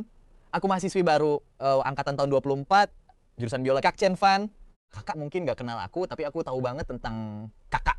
Sejak pertama kali dengar permainan piano kakak, aku selalu bermimpi pengen kakak jadi pengiring pianoku. Kak, tolong iring aku mainin satu lagu aja, boleh?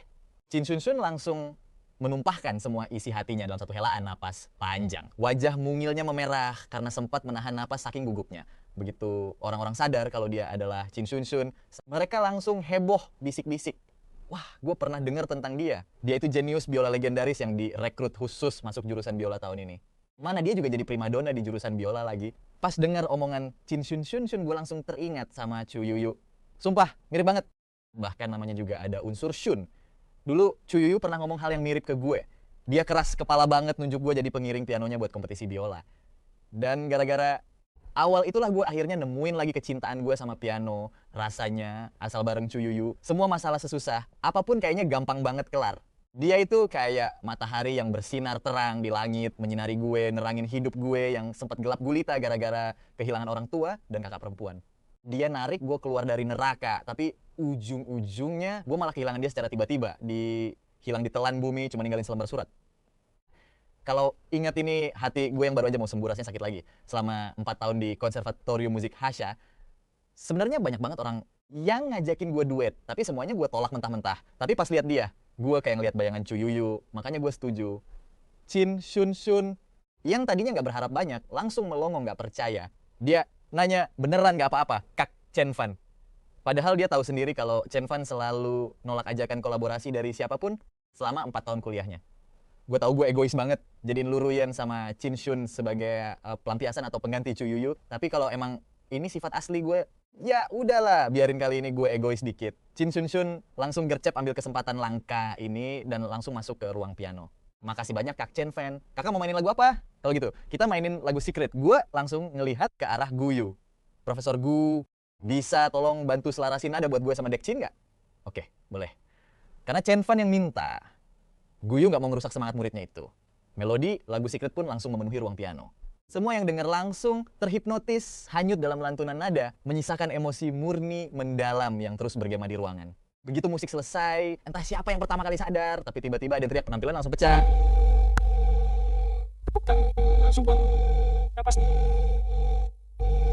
Bahkan nggak sempat ngusap jidatnya yang keringetan gara-gara tegang banget tadi, dia langsung nunduk sopan ke gue dan Guyu sambil bilang, terima kasih banyak.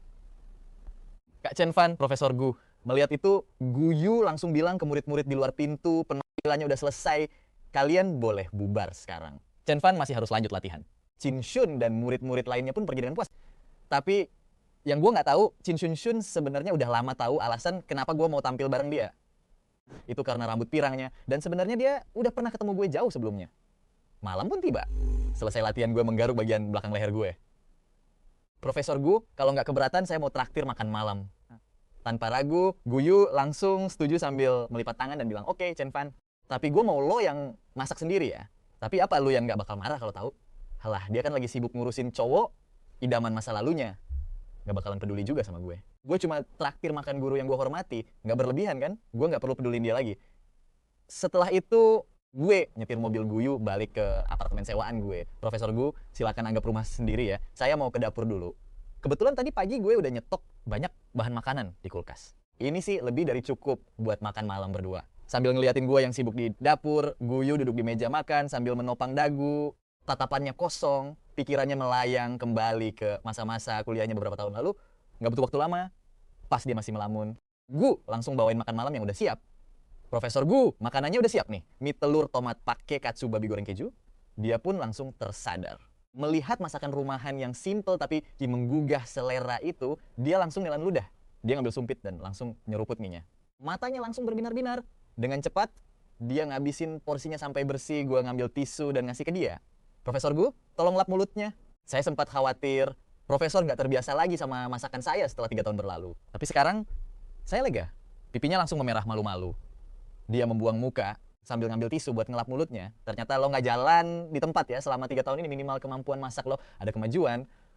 Pas gue baru mau ngomong, tiba-tiba HP gue berdering. Gue keluarin HP dan ternyata ada telepon dari Liu Ruyan. Gue pun ngangkat teleponnya. Ruyan, ada apa? Gue udah traktir makan malam profesor gue. Chen Fan, kapan lo balik? Suara ketus Liu Ruyan terdengar di seberang telepon. Pas dengar gue lagi bareng Guyu, si Liu Ruyan ini langsung emosi jiwa.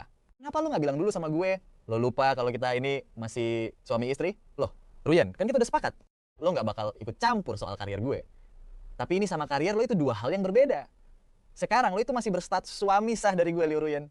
Masa lo berduaan di kamar makan bareng cewek lajang, kalau sampai ke foto gimana? Mau ditaruh di mana muka keluarga, Liu?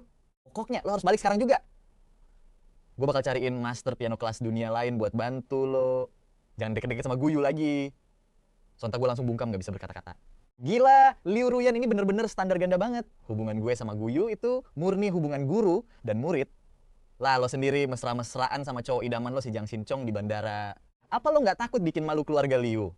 Kalau sampai ke foto sama wartawan, opini publik pasti langsung heboh. Dan gue bakal dicap sebagai suami yang diselingkuhi. Kenapa dulu gue nggak sadar ya kalau lo itu orangnya egois dan gak masuk akal kayak gini? Karena gue diem aja. Liu Ruyan yang tadinya ngamuk malah mulai panik sendiri dalam hati. Chen Fan, kenapa lo diem aja? Gue gak punya apa-apa lagi buat diomongin. Intinya Ruyan, utang budi gue ke keluarga Liu udah lunas. Gue udah kerja keras sebagai kuda demi lo. Bahkan ngabisin waktu 3 tahun buat nyembuhin mata lo. Semuanya udah lunas dibayar. Sekarang gue cuma mau ngelakuin apa yang seharusnya gue lakuin. Kalau lo masih mau gue bantuin sandiwara biar keluarga Liu bisa nerima si Jiang, mending lo stop ikut campur urusan gue. Liu Ruyan sama sekali gak nyangka gue berani ngelawan dia kayak gini. Sampai-sampai suaranya gemetaran menahan amarah. Chen Fan, berani-beraninya lo ngomong kayak gitu sama gue. Di titik ini, mana mungkin gue gak sadar kalau dia sengaja ngulur-ngulur waktu perceraian kita. Kalau dia emang mau bersatu sama Jiang Xinchong, ya dia harus cerai dulu sama gue. Chen Fan, apa karena ada Jiang makanya lo merasa tersakiti dan cemburu? Jadi lu giniin gue, pikir aja sesuka lu. Gue langsung matiin teleponnya tanpa ragu. Males banget jelasin lebih jauh lagi. Sementara itu Gu Yuyi, ternyata lagi dengerin gue sama Lu Ruyan berantem. Tanpa sadar, sudut bibirnya malah naik tipis. Chen Fan, kalau ada masalah, bilang aja ke gue ya, jangan salah paham. Gue cuma gak mau lu ngecewain ekspektasi orang lagi. Gue juga harus jalan sekarang. Gue ngelihat Gu Yuyi dengan rasa bersyukur, dan setelah ngucapin terima kasih, gue langsung antar dia balik ke area villa. Profesor Gu, saya pamit dulu ya. Pas udah pamit, Profesor Gu dapet telepon dari rekannya yang bilang kalau performa Chen. Fan siang ini langsung viral dan trending. Jumlah komen sama share-nya udah tembus 10.000 dan masih terus naik gila-gilaan. Padahal saat itu gue sama sekali gak tahu kalau lagi trending. Gue udah balik ke villanya Lu Ruyan. Begitu lihat gue, Paman Li langsung lari nyamperin. Tuan Chen, akhirnya Anda pulang juga. CEO lu udah nungguin Anda dari tadi. Beliau bahkan belum makan malam. Tuan Chen, sekarang CEO lu gak mau makan masakan koki rumah lagi. Dia cuma mau makan masakan Anda sendiri. Kalau terus-terusan kelaparan gini, saya takut maak CEO lu kambuh. Duh, gue merasa agak serba salah. Gak, dipikir sebenarnya apa sih yang ada di otak Lu Ruyan? Nyiksa diri sendiri kayak gitu. Emangnya seru ya? Akhirnya karena gak tega, gue bikinin semangkuk mie kesukaan dia. Gue bawa mie itu ke depan pintu ruang kerja Lu Ruyan, terus ngetuk pintunya, Ruyan, ini gue. Gak ada suara dari dalam. Gue tahu dia pasti lagi males lihat muka gue. Jadi gue taruh aja mangkuk mie itu di lantai. Mie-nya udah jadi. Gue taruh di depan pintu ya. Makan selagi hangat. Pas gue taruh nampaknya di lantai. Dan baru mau balik badan, pintunya tiba-tiba kebuka. Chen Fan, berani-beraninya kamu mau pergi? Gue natap balik pandangan dinginnya Lu Ruyan, terus nunjuk ke mangkuk mie itu. Makan selagi hangat, jangan biarin perut kosong. Chen Fan, jadi kamu sebenarnya masih peduli sama kesehatanku ya? Bawa mie-nya masuk. Lu Ruyan ngomong gitu sambil cemberut manja, bikin gue bener-bener heran. Gue cuma bisa ngehela napas pelan lalu ngambil mangkuk mie-nya dan ngebawanya masuk ke dalam. Lu Ruyan pun mulai makan mie itu sambil ngebatin. Ternyata tanpa kusadari, aku udah sebergantung ini sama Chen Fan. Abis makanannya habis, Lu Ruyan natap gue dan nanya dengan lembut. Chen Fan, pas 3 tahun aku buta dulu. Apa kamu juga natap aku kayak gini? Gue jawab dengan dingin. Terus langsung ngungkit soal perceraian lagi. Kita harus cepet-cepet selesaiin urusan cerai kita. Cerai, Chen Fan? Apa kamu pengen bareng sama Gu Yuyi? Lu Ruyan akhirnya nggak bisa nahan diri buat nanya itu. Gue langsung ngerutin dahi. Ngomong apaan sih? Profesor Gu itu guru yang gue hormati. Gue cuma nggak mau kejebak di antara lu sama Tuan Jiang. Chen Fan, apa aku boleh anggap ini kamu lagi cemburu dan ngancem aku? Maksa aku buat milih antara kamu atau Chang? Gue cuma bisa ketawa sinis. Pas baru mau jawab, HP Lu Ruyan tiba-tiba bunyi. Lihat mukanya yang langsung canggung, gue langsung tahu siapa yang terpesona. Gue pun berdiri buat pergi. Pas baru nyampe pintu, Lu Ruyan manggil gue lagi. Chen Fan, bisa bikinin sarapan buat aku besok. Kayak dulu, gue cuman ngangguk. Oke, tapi Ruyan, lu harus mulai biasain diri hidup tanpa gue.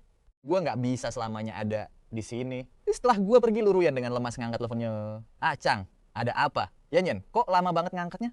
Aku kangen banget tahu. Aku pengen denger suaramu. Nggak lama setelah itu, Jiang Chan langsung nambahin. Oh ya, soal video Chen Fan yang lagi trending. Kamu udah lihat belum?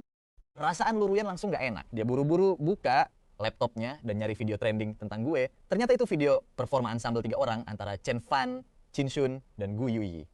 Pas tampil, gue kelihatan bersinar banget. Di atas panggung. Yan, aku baru aja ngerintis perusahaan video pendek dan sekarang lagi butuh banget kreator konten yang berkualitas. Aku lihat penampilan Chen Fan lumayan oke tuh. Gimana kalau kamu bujuk dia biar mau tanda tangan kontrak sama aku? Tenang aja. Aku nggak bakal ngerugiin dia kok. Lagian dia kan yang udah nyembuhin mata kamu. Aku cuma takut aja setelah 3 tahun nikah sama Chen Fan, kamu bakal direbut sama dia. Tapi jujur, aku kagum banget sama bakatnya Chen Fan. Lu Ruyan pun perlahan mulai tenang. Nanti aku bantu sampein ke Chen Fan ya. Di saat yang sama, gue dapat info soal video trending itu dari pesan yang dikirim Gu Yuyi. Dia juga bilang kalau harus dinas keluar kota selama 3 hari dan ngingetin gue biar nggak males latihan piano. Gue cuma bisa bergumam sendiri. Yuyu, kalau kamu masih mantau berita di HIA, apa kamu bisa lihat aku? Aku ada di sini. Kamu sebenarnya ada di mana sih sekarang? Pagi harinya, Lu Ruyan bangun dan turun ke bawah. Terus ngeliat gue lagi sibuk di dapur. Pas gue lagi nyiapin sarapan, Lu Ruyan baru aja turun tangga. Gue senyum ke dia. Ruyan, selamat pagi. Di momen singkat itu, Lu Ruyan ngerasa kayak ditarik kembali ke masa lalu. Masa-masa ketika gue selalu dengan tulus nyiapin makan 3 kali sehari buat dia. Lu Ruyan duduk di kursi utama, menyantap bubur hangat masakan gue. Perut dan hatinya langsung terasa hangat. Nggak kayak sebelumnya pas dia ngerasa nggak nafsu makan sama sekali. Setelah nyajin hidangan terakhir, gue langsung lepas celemek. Ruyan, makan yang tenang ya? Gue udah makan kok. Gue pergi dulu. Begitu lihat, gue mau pergi. Hati Lu Ruyan langsung rasanya sesak. Chen Fan, duduk dulu. Ada yang mau aku omongin. Ah, Chang baru aja buka perusahaan video pendek. Dia kagum banget sama bakat kamu, makanya dia minta aku buat nawarin kamu kontrak kerja. Gue pun kaget. Mana mungkin cowok itu mau bantu gue? Dari awal cara dia natap gue aja udah kayak musuh bebuyutan gara-gara cemburu. Makanya gue langsung nolak mentah-mentah. Ruyan biar nggak timbul fitnah. Gue nggak bakal gabung ke perusahaannya Tuan Jiang. Setelah lu balikan sama dia, gue bakal otomatis ngilang dari hidup lu. Itu keputusan terbaik. Dengar ucapan itu, hati Lu Ruyan langsung rasanya sesak. Kamu mau ngilang, Chen Fan? Kamu sadar nggak sih sama apa yang kamu omongin? Tentu aja gue sadar. Ya udah Ruyan, gue cabut dulu. Gue males debat panjang sama Lu Ruyan. Jadi gue langsung balik badan dan pergi. Sambil natap punggung gue yang makin menjauh dan denger kata-kata gue yang mau pergi selamanya. Rasa sesak dan pahit langsung nyebar di hati Lu Ruyan. Di saat yang sama HP-nya bunyi lagi. Dengan muka datar, Lu Ruyan dengerin bujukan Jiang Sincong yang ngajak ketemuan. Karena ngerasa udah mantap dengan keputusannya, dia akhirnya setuju. Sementara itu, gue udah nyampe di Kedai Teh buat nemuin sahabat masa kecil gue. Jiang Ping. Dia tahu semua cerita tentang gue dan Chu Yuyu. Tapi pas lulus SMA, dia kuliah ke luar negeri. Dan belakangan ini gue sempet minta bantuan dia buat cari info soal Yuyu. Begitu lihat gue, Jiang Ping langsung nyamperin terus mukul dada gue pelan. Sialan lu, 3 tahun gak ketemu. Kok lu malah makin ganteng gini sih? Terus nasib kita yang lain gimana dong? Gue cuma bisa ketawa geli denger omongannya. Mulut lu masih aja pintar ngomong kayak dulu. Bikin speechless banget, sumpah. Setelah bertahun-tahun gak ketemu, gue nanya kabar Janpong belakangan ini. Sorry ya Chen Fan.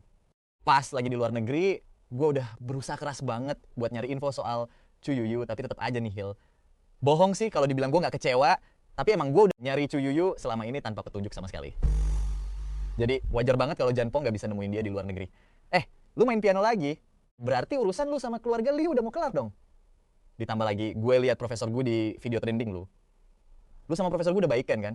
Bener banget. Profesor gue mau ngasih gue satu kesempatan terakhir. Kali ini gue gak bakal ngecewain dia lagi.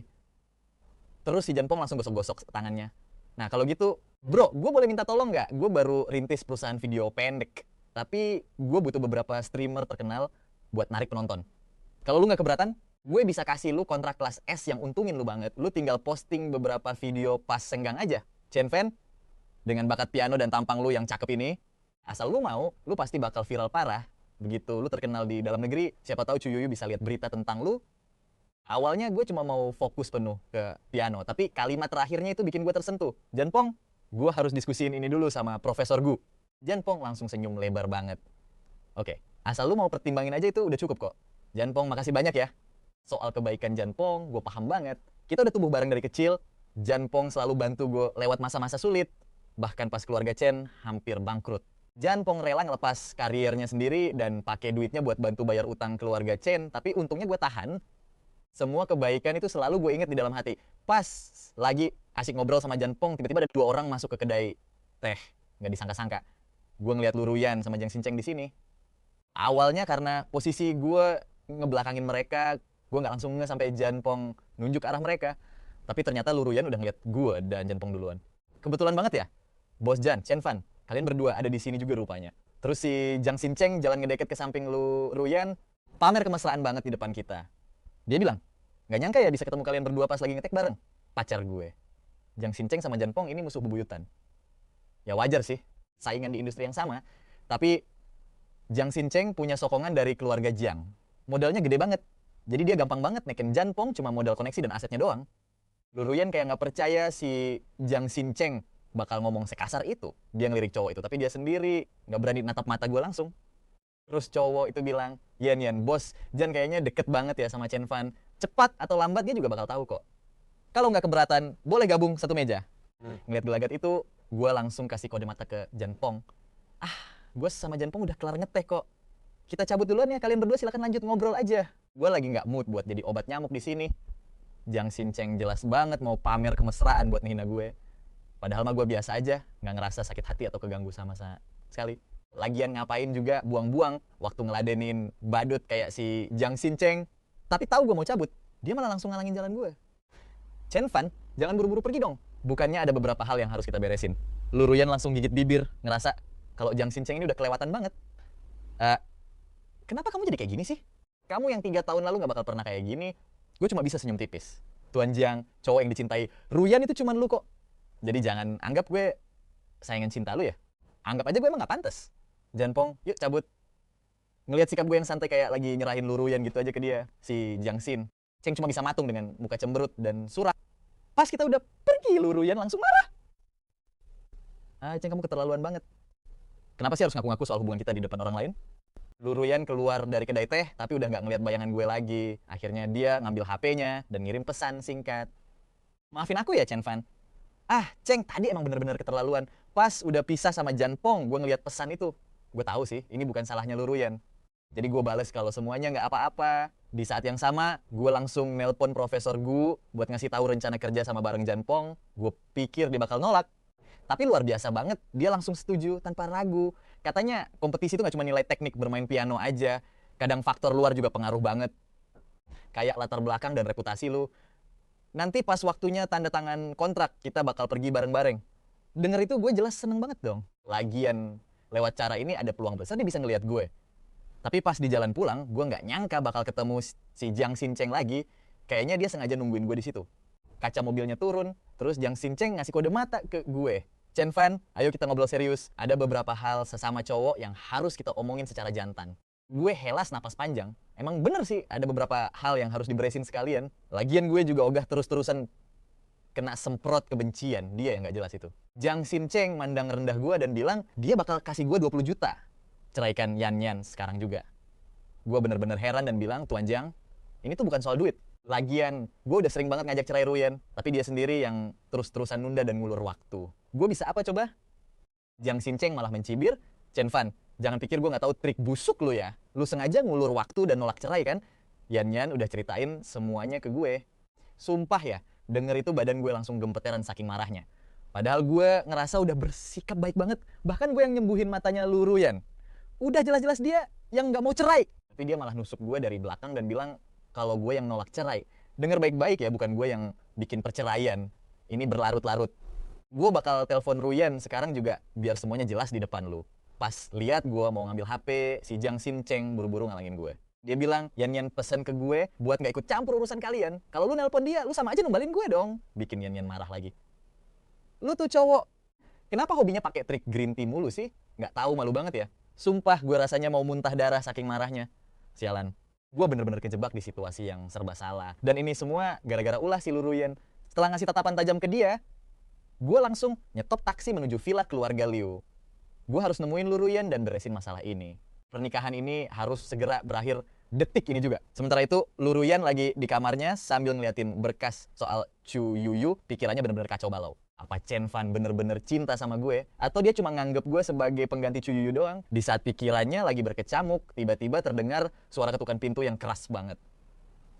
Luruyan sedikit mengernyit terus langsung matiin laptopnya. Pas denger suara gue, dia seneng banget. Soalnya dia pikir hari ini gue gak bakal pulang. Saking senengnya, Luruyan gak sadar kalau nada bicara gue udah berubah. Pas dia buka pintu dengan penuh semangat, dia ngelihat muka gue yang pucat pasi dan langsung sadar kalau ada yang gak beres. Chen Fan, kamu kenapa? Gue kenapa? Harusnya gue yang nanya gitu ke Anda, direktur lu. Gue natap dia dengan tatapan dingin. Dua kata itu, direktur lu, langsung hantam dada Luruyan kayak dihantam palu godam. Kenapa panggilan gue ke dia tiba-tiba berubah? Chen Fan, ada masalah apapun, masuk dulu yuk, kita bicarain baik-baik. Saking marahnya gue masih berusaha buat tetap waras. Direktur lu, besok kita ke kantor catatan sipil buat urus perceraian. Kalimat ini benar-benar kayak petir di siang bolong buat dia. Jantung Luruyan rasanya mau copot. Kenapa tiba-tiba begini, Chen Fan? Bukannya kita udah pernah bahas ini? Kamu kan udah janji mau dengerin penjelasan aku dulu. Gue cuma bisa ketawa sinis, terus langsung ngomong belak-belakan tanpa jeda. Direktur lu, gue Chen Fanan, ngerasa udah cukup baik selama ini. Gue nggak punya penyesalan sama sekali atas apa yang udah gue lakuin ke Anda. Ujung-ujungnya, Anda yang pertama kali minta cerai dan Anda juga yang pelin-pelan berubah pikiran. Tapi pas orang lain yang denger ceritanya, Anda malah fitnah gue, sengaja mempermainkan Anda dan sengaja ngulur-ngulur waktu buat cerai. Gue tumpahin semua kekesalan gue tanpa mikir panjang. Luruyan langsung nyeletuk, apa Acen yang ngomong gitu ke kamu? Di dalam hati gue, setelah 3 tahun hidup bareng, gue nggak pernah nyangka Luruyan bakal sejahat itu. Tapi begitu dia nyebut nama Jiang Chong, itu membuktikan kalau dia emang udah bohongin Jiang Chong dari awal. Jadi, direktur lu, Anda ngaku udah ngebohongin Jiang Chong dan bilang kalau gue sengaja main-main dan nolak cerai kan? Gak keterlaluan, apa kayak begitu? Luruyan langsung panik. Chen Fan, dengerin penjelasan aku dulu. Itu karena Acen yang terus-terusan ngejar aku. Dia curiga kita punya hubungan yang gak biasa. Biar dia gak mikir macem-macem, aku terpaksa pakai cara picik ini. Direktur lu, meskipun gue cuma punya kontrak sama keluarga lu, gue masih punya harga diri. Lagi pula, gue udah ngerawat Anda selama 3 tahun. Dan bahkan nyembuhin mata Anda. Biarpun gak dianggap pahlawan. Setidaknya hargai kerja keras gue selama ini. Sebenarnya mau Anda apa sih? Sengaja jadiin gue pion demi hubungan Anda sama cinta sejati Anda itu? Wajar kalau Jiang Chong pengen gue cerai sama Anda. Dari dulu gue emang pengen cerai, tapi Anda yang terus ngulur waktu. Di belakang gue. Anda malah muterbalikan fakta dan ngefitnah gue. Padahal dari awal perceraian kita gak bakal ngaruh ke pandangan keluarga lu. Anda sengaja pengen bikin hidup gue susah biar gue gak bisa tegak berdiri di depan cinta sejati Anda itu. Cuma dengan cara itu Anda bisa puas dan seneng kan? Gue bener-bener gak bisa mikir positif lagi tentang Luruyan. Kalau gak gitu, gak masuk akal kenapa dia yang pertama kali minta cerai, tapi malah nyesel dan malah ngefitnah gue di depan Jiang Chong. Perempuan satu ini semenjak matanya bisa ngelihat lagi dan balikan sama Jiang Chong, bener-bener makin gak bisa gue pahami. Entah sekocak apa dia sama Jiang Chong ngetawain gue di belakang. Dengar tuduhan gue, Luruyan kelihatan sedih banget, kayak ngerasa paling tersakiti sambil ngepalin tangannya. Gak, Chen Fan. Aku bener-bener gak mikir kayak gitu. Aku tahu ini gak adil buat kamu, tapi aku gak punya pilihan lain. Aku harus tegas sekarang. Anda punya pilihan.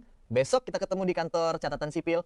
Gue mau kita langsung cerai. Harga diri gue yang udah Anda injak-injak bakal gue rebut kembali. Gue sebenarnya nggak pernah mau sampai sejauh ini sama Luruyan. Harusnya walaupun kontrak kita selesai, kita bisa pisah baik-baik sebagai rekan dan sahabat. Dengar kata-kata itu, hati Luruyan langsung nyesek dan dia langsung nolak mentah-mentah. Gak, Chen Fan, aku nggak mau cerai. Gue bilang dengan dingin, mau Anda setuju atau nggak? Gue tetap bakal pindah. Dan jangan harap ini bakal bantu Anda dan Jiang Chong dapat restu dari keluarga lu. Luruyan gigit bibirnya gemetaran, matanya yang indah langsung berkaca-kaca menahan amarah. Chen Fan, kalau kamu pergi sekarang, uang 10 juta itu gak bakal kamu dapet. Dan keluarga kamu juga bakal kena imbasnya. Tega banget ya Anda. Direktur lu, jadi itu yang Anda pikirin tentang gue selama ini. Anda cuma jadiin gue badut buat mainan Anda. Setelah nginjak-nginjak ketulusan gue. Sekarang Anda malah pakai kontrak itu buat ngancem gue. Jangan harap ancaman kontrak itu bakal mempan lagi. Setelah gue nyembuhin mata Anda, ketua lu nemuin gue dan bilang bakal kabulin satu permintaan gue. Waktu itu gue belum kepikiran, tapi sekarang gue udah tahu. Permintaan gue adalah batalkan kontrak ini. Cerai sama Anda dan pergi sejauh-jauhnya. Luruyan bener-bener gak nyangka kalau ayahnya pernah ngomong kayak gitu ke gue. Sekarang kartu as terbesar yang dia punya buat ngancem gue udah gak ada gunanya. Sebenarnya gue gak mau memperbesar masalah ini sampai bikin ketua lu panik. Pertama, ketua lu punya utang budi sama keluarga Jiang. Kedua, kalau masalah ini makin runyam, bakal makin susah buat gue pergi. Ditambah lagi, keluarga lu gak bakal pernah nerima Jangcong sekarang. Selesai ngomong, gue langsung balik badan dan pergi tanpa ragu. Ninggalin Luruyan sendirian di ruang kerja dengan air mata yang mulai berlinang. Rasa sedih yang belum pernah dia rasain sebelumnya datang menerjang kayak ombak tsunami. Chen Fan, maafin aku. Aku bener-bener minta maaf. Aku gak mau semua berakhir kayak gini. Ini bukan kemauan aku. Luruyan gak bisa tidur semalaman. Besok paginya, pas dia turun tangga. Dia kaget banget pas lihat gue udah nungguin dia. Kamu tidur di sini semalam. Direktur lu, Anda udah mikirin ini baik-baik. Gue nggak jawab pertanyaan Luruyan. Cuma natap dia dengan tatapan dingin. Aku udah mikirin matang-matang, Chen Fan. Aku bakal cerai sama kamu. Ini utang aku ke kamu. Tapi setelah cerai, kamu harus tetap tinggal di villa ini buat ngerawat aku. Sampai keluarga aku nerima hubungan aku sama Acen lagi. Uang 10 juta itu bakal aku transfer ke rekening kamu. Dan aku juga gak bakal ganggu keluarga kamu lagi. Kontrak kita selesai sampai di sini. Gimana? Gue sedikit mengernyit. Jelas ada masalah. Gue bisa aja bantu Anda ngadepin keluarga lu, tapi gue gak punya alasan buat tetap tinggal di sini. Itu cuma bakal bikin salah paham yang gak penting. Ada alasan kuat why kamu harus tinggal. Kita udah nikah selama 3 tahun, dan meskipun aku gengsi buat ngakuinnya, aku udah terbiasa ada kamu di sisi aku. Aku harap kamu bisa tetap di sini sampai aku bisa mandiri tanpa bantuan kamu lagi. Alasan kenapa aku ngulur-ngulur waktu cerai kita juga karena hal ini. Aku sungkan buat ngomong langsung, makanya aku terpaksa pakai cara picik ini biar kamu gak pergi. Aku bener-bener minta maaf. Luruyan akhirnya ngungkapin isi hatinya yang paling dalam. Karena dia tahu kalau dia nggak kasih penjelasan yang masuk akal, gue bakal bener-bener hilang dari hidupnya. Dan dia nggak bakal pernah bisa nemuin gue lagi. Gue langsung cengok denger pengakuannya. Nggak nyangka aja Luruyan yang biasanya sombong setengah mati bisa ngomong kayak gitu. Kalau aja gue nggak tahu gimana. Sayangnya dia sama cinta sejatinya itu. Hampir aja gue mikir dia beneran jatuh cinta sama gue. Luruyan ngehela napas dalam-dalam. Chen Fan, ayo kita kantor catatan sipil buat urus perceraian. Pas ngomong 2 kata terakhir itu, dia sendiri nggak tahu kenapa perasaannya campur aduk banget. Di loket pendaftaran cerai, petugasnya sempat ngelihat akta nikah kita, terus ngasih tahu, sekarang ada masa tunggu 3 bulan buat perceraian. Silakan balik lagi 3 bulan lagi buat konfirmasi. Baru bisa kami proses. Di dalam hati, Liu Ruyan langsung kegirangan. Dia hampir lupa kalau ada masa tunggu cerai kayak gini. Berarti masih ada waktu 3 bulan lagi. Ini kan emang aturannya, bukan gue sengaja nunda-nunda perceraian. Tapi omongan gue langsung ngancurin fantasi Liu Ruyan. Tinggal telepon aja dan pakai koneksi lu. Ayo kelarin proses cerainya hari ini juga. Buat orang biasa, itu emang aturannya. Tapi buat nona muda dari keluarga konglomerat lu, yaitu Liu Ruyan, urusan cerai mah gampang banget, tinggal sekali telepon juga kelar. Bakal ada orang yang cari muka buat bantuin dia. Liu Ruyan akhirnya nggak punya pilihan selain nelpon orang itu. Nggak pakai lama, kantor catatan sipil langsung bikin jalur khusus buat mereka berdua, jalur cepat buat cerai. Nggak lama, gue nerima akta cerai barengan sama KTP. Kartu keluarga dan berkas lainnya, rasanya plong banget. Akhirnya bebas juga dari pernikahan sama Liu Ruyan.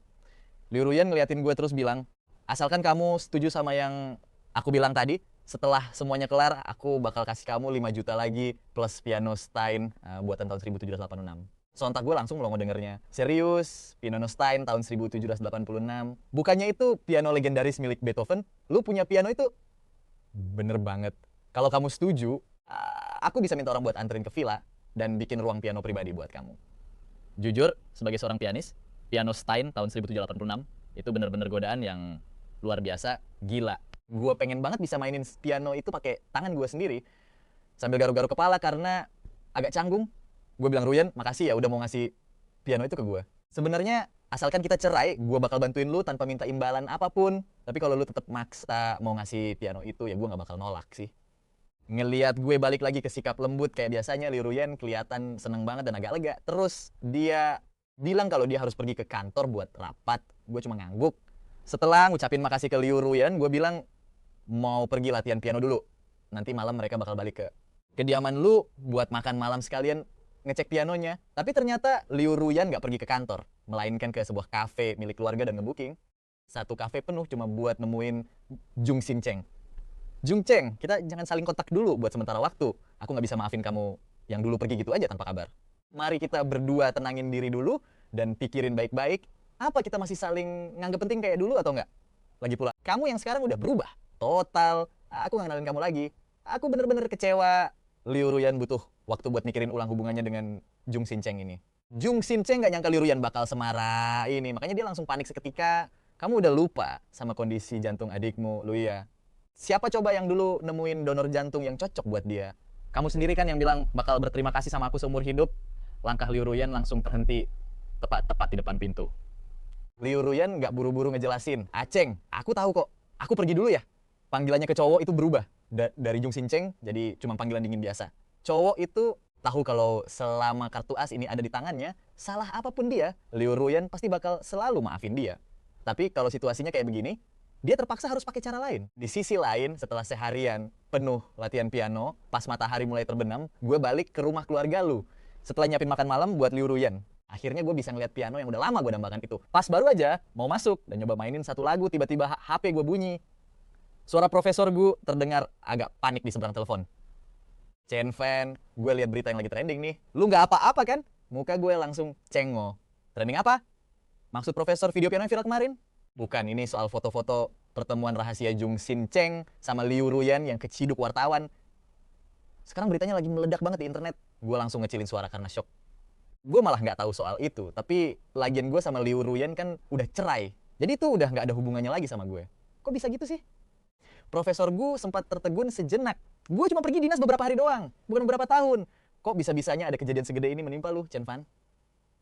Nggak bisa dijelasin lewat telepon, pakai 1-2 kalimat doang, profer. Nanti pas balik gue bakal ceritain semuanya secara detail. Guyu mengangguk. Gue bakal balik besok. Besok lu bisa jemput gue ya? Gue pun setuju. Nutup telepon, terus langsung ngecek berita yang lagi trending. Judul beritanya tertulis, Direktur Utama Lu Group, Liu Ruyan kepergok. Jalan bareng tunangannya 3 tahun lalu, diduga balikan lagi. Tapi nggak lama. Kemudian berita trending itu langsung di take down. Pas gue lagi kebingungan, gue lihat Liu Ruyan udah pulang ke villa dan sekarang lagi makan malam dengan tenang. Gue nggak buru-buru nanya, melainkan nunggu sampai dia selesai makan. Setelah itu baru gue ngeliatin dia. Ruyan, semuanya aman-aman aja kan? Aman kok, berita trendingnya udah diturunin. Semua jejak digitalnya di internet udah dihapus bersih, jadi nggak bakal bikin kehebohan besar. Sisa urusannya bakal dihandle sama tim humas Lu Group. Tiba-tiba Liu Ruyan teringat sesuatu dan berkata, Chen Fan, pianonya udah sampai tuh. Mainin satu lagu dong buat aku. Gue agak kaget dengernya. Nggak paham sih apa yang lagi dipikirin sama Liu Ruyan. Tapi karena dia yang minta, ya gue mainin aja. Lagi pula, gue juga udah ngebet banget pengen buru-buru nyobain piano Stein buatan tahun 1786 itu. Pas kita masuk ke ruang piano bareng, ngelihat binar antusias di mata gue, Liu Ruyan tahu kalau dia udah ngasih piano itu ke orang yang tepat. Padahal awalnya piano ini mau dijadiin hadiah pernikahan buat Jung Sin Cheng. Tapi sebelum hari bahagia itu tiba, cowok itu malah kabur tanpa kabar. Gue duduk di depan piano, menghirup aroma kayu khas yang tercium darinya, lalu mulai menggerakkan ujung jari gue di atas. Tuts hitam dan putih menghasilkan nada-nada indah. Ngeliat gue yang kayak gitu, pandangan Liu Ruyan langsung terkunci ke arah gue. Cahaya bulan dari jendela menyinari tubuh gue, bikin pemandangan itu makin dramatis. Dunia rasanya seakan berhenti berputar pada momen itu. Pas lagu Moonlight Sonatanya selesai, Liu Ruyan akhirnya nggak tahan buat nanya, pas kamu mainin lagu Moonlight Sonata ini, apa kamu lagi mikirin Chuyuyu itu? Gak nyangka Liu Ruyan bakal nanya kayak gitu. Gue langsung tertegun sejenak. Gue ngerapetin bibir. Tapi akhirnya tetap milih buat jawab jujur. Iya, emang dia. Dia adalah violinis paling berbakat dan penuh jiwa yang pernah gue temuin. Pas Chuyu mainin biolanya, seluruh tubuhnya seolah memancarkan cahaya. Gue tadi mikir betapa indahnya kalau dia ada di sini buat ngiringin permainan piano gue pakai biolanya. Sontak, raut wajah Liu Ruyan langsung berubah masam dan gak natural. Dia ngerasa nyesek banget di hatinya. Biar aku nggak ngeliat, dia bilang dia ngantuk terus balik ke kamarnya buat tidur. Besok paginya aku pergi ke bandara buat jemput profesorku, tapi nggak disangka profesorku bilang ada perjamuan mendadak yang nggak bisa dia tolak, jadi dia baru bisa balik besok. Pas aku baru aja tutup telepon dan mau pergi, tiba-tiba ada sosok cantik yang lewat di depan mataku kayak bintang jatuh. Rambut putih panjang yang indah, tapi wajah itu bahkan kalau dia udah jadi abu pun gak akan pernah bisa aku lupain. Napasku langsung memburu. Napasku buka mulutku, tapi suaraku malah gak keluar. Di momen itu, cewek itu kayak ngerasain tatapanku. Matanya yang indah langsung membelalak kaget dan gak percaya. Terus dia jalan ke arahku persis. Kayak musim panas waktu pertama kali aku ketemu dia di SMA dulu, lalu dia senyum ke aku. Katanya biar aku kenalin diri dulu, siapa tahu kamu udah lupa. Namaku Chu Yuyu. Aku bertekad buat jadi pemain biola terbaik di dunia dan diakui sama pianis terbaik di dunia. Jadi, lama gak ketemu ya? Apa kabar teman sekelas Chen Fan? Aku sempat nahan napas, takut ngerusak mimpi indah ini. Satu-satunya cinta sejati yang aku dambain siang dan malam, sekarang berdiri tepat di depanku. Rasanya kayak lagi ada di mimpi yang gak nyata. Aku tarik napas dalam-dalam beberapa kali, ada ribuan pertanyaan yang pengen aku tanyain ke Chu Yuyu. Kamu kemana aja sih selama bertahun-tahun ini?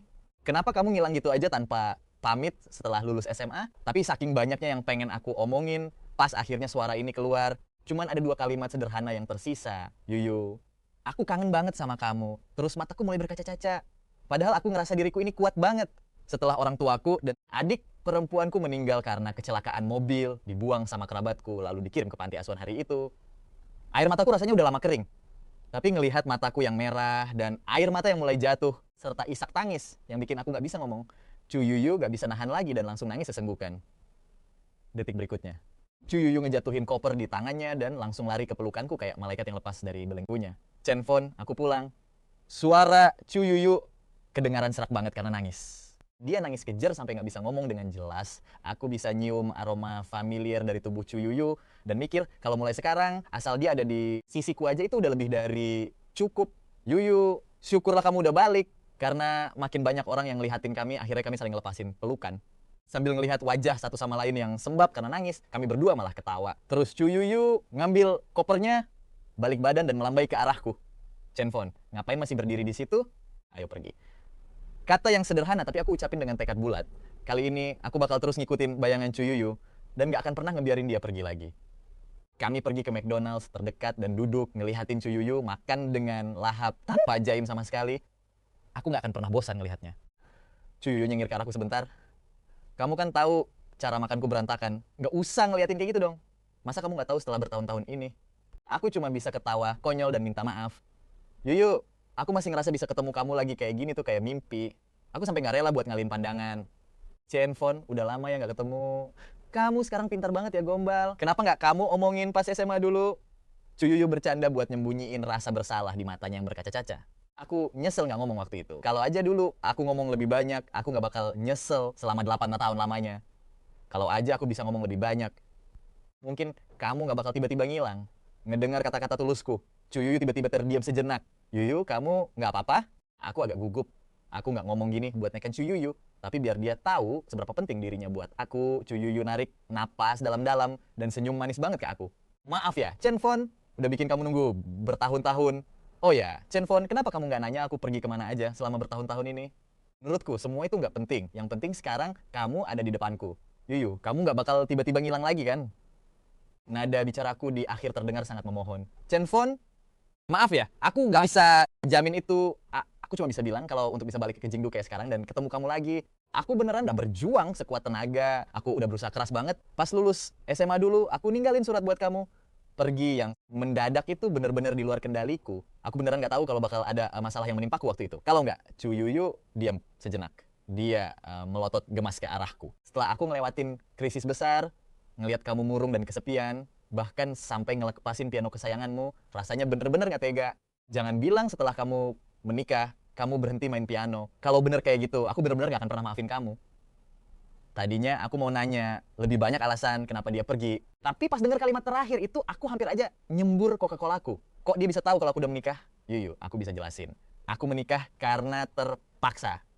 Ini bener-bener gak kayak yang kamu bayangin. Aku tahu kok, itu karena keluarga Chen hampir bangkrut kan? Terus keluarga Liu, buat ngatasin dampak dari batalnya pertunangan, Nona Liu Ruyan sengaja milih kamu jadi tameng kan? Aku bengong ngeliatin Cuyuyu. Cuyuyu tahu semua. Ini apa? Jangan-jangan selama ini dia diem-diem selalu ngawasin aku. Cenfon, aku tahu kamu lakuin itu buat ngebalas budi orang tua angkatmu. Makanya kamu terpaksa menikah sama dia. Kamu nggak bikin aku kecewa. Kamu masih Cenfon yang aku kenal. Cuyuyu tiba-tiba nunjuk hidungku sambil senyum manis. Pas SMA dulu, ngumpulin semua keberanianku buat deket sama kamu tuh bener-bener keputusan terbaik dalam hidupku. Dari waktu aku masih kecil banget. Kamu udah bikin masa mudaku takjub cuma lewat satu alunan piano. Yang bikin aku bertekad buat belajar biola. Yuyu, aku sama Ruyan cuman punya hubungan kontrak kok. Gak ada hal-hal kayak yang kamu bayangin. Cuma kamu yang ada di hatiku selama ini. Lagian, aku sama Ruyan sekarang udah cerai. Keluarga lu juga udah nyelamatin keluarga Chen. Utang budiku ke keluarga Chen udah lunas. Sekarang aku udah bebas. Aku ngungkapin perasaanku ke Cuyuyu dengan sangat serius. Cuyuyu menopang dagunya dengan tangan. Matanya yang berbinar terus menatapku. Ditatap kayak gitu sama Cuyuyu bikin aku nggak tahan buat nggak merona. Cie, ada yang malu-malu nih. Aku pikir kamu bakal ngomong gombalan lainnya. Lihat nih, aku sampai merinding sambil ngomong gitu. Cuyuyu nyodorin lengannya yang putih mulus di depanku. Dia masih tetap Chu Yuyu yang usil, ceria, dan menggemaskan kayak di ingatanku. Di saat yang sama aku mendadak tegang karena baru aja ngelihat banyak bekas suntikan di lengannya. Apa ini alasan kenapa dia pergi dulu? Chu Yuyu ngelihat ekspresiku lalu bilang, bener kok, aku emang sakit. Orang tua aku udah tahu soal penyakit ini dari awal banget. Mereka nggak mau aku ngerasa tertekan, makanya mereka selalu rahasiain ini biar aku bisa hidup bahagia. Karena itulah aku akhirnya bisa nemuin kamu, Chen Fon. Di momen ini suara Chu Yuyu tiba-tiba jadi ceria banget, seluruh dirinya kayak langsung bersinar. Dulu aku tuh suka banget sama gaya yang anti mainstream tahu. Seorang cewek yang main musik tapi seleranya beda dari yang lain. Iseng-iseng aku coba ngomongin ini ke papa. Nggak nyangka, dia nggak cuma nggak ngelarang, tapi malah ngedukung aku banget. Dia bahkan bantuin aku ngecat rambut jadi merah marun, terus ngajak aku nyanyi lagu Miss You. Aku juga diam-diam ke warnet buat main game audition. Sengaja banget ngetuk keyboardnya berisik-berisik. Mereka bahkan nemenin aku main ice skating. Itu bener-bener masa paling bahagia dalam hidup aku. Meskipun orang tua aku cerai, ibu tiri aku baik banget sama aku. Adik tiri aku juga lincah dan gemesin banget dia ngehormatin kakaknya ini. Di saat yang sama, di tahun-tahun paling indah itu, kita berdua ketemu lagi di pertengahan musim panas. Jadi, Chen Fon, pertemuan kita pas SMA dulu itu bukan kebetulan tahu. Itu semua rencana yang udah aku atur dari jauh-jauh hari. Takdir yang sengaja aku buat. Sumpah, aku nggak pernah nyangka bakal kayak gini. Pas di SMA dulu, Chu Yuyu nggak nunjukin tanda-tanda itu sama sekali. Plot twist, ternyata dia masuk ke SMA aku cuma demi nemuin aku. Seketika hatiku dipenuhi rasa bahagia. Untung aja dulu aku nggak tahu kalau aku sakit. Ya ampun, kalau tahu mana berani aku muncul di depan kamu. Kalau aku nggak bisa ketemu kamu, kayaknya aku bakal lompat keluar dari peti mati deh. Chen Fan, sini aku kasih tahu satu rahasia kecil. Pas pertama kali kita ngobrol, Mbak, aku tuh lagi jongkok di koridor sekolah sambil nungguin. Kamu lewat, aku pura-pura nggak sengaja papasan. Terus dengan sok berkuasanya bilang kalau aku mau temenan sama kamu.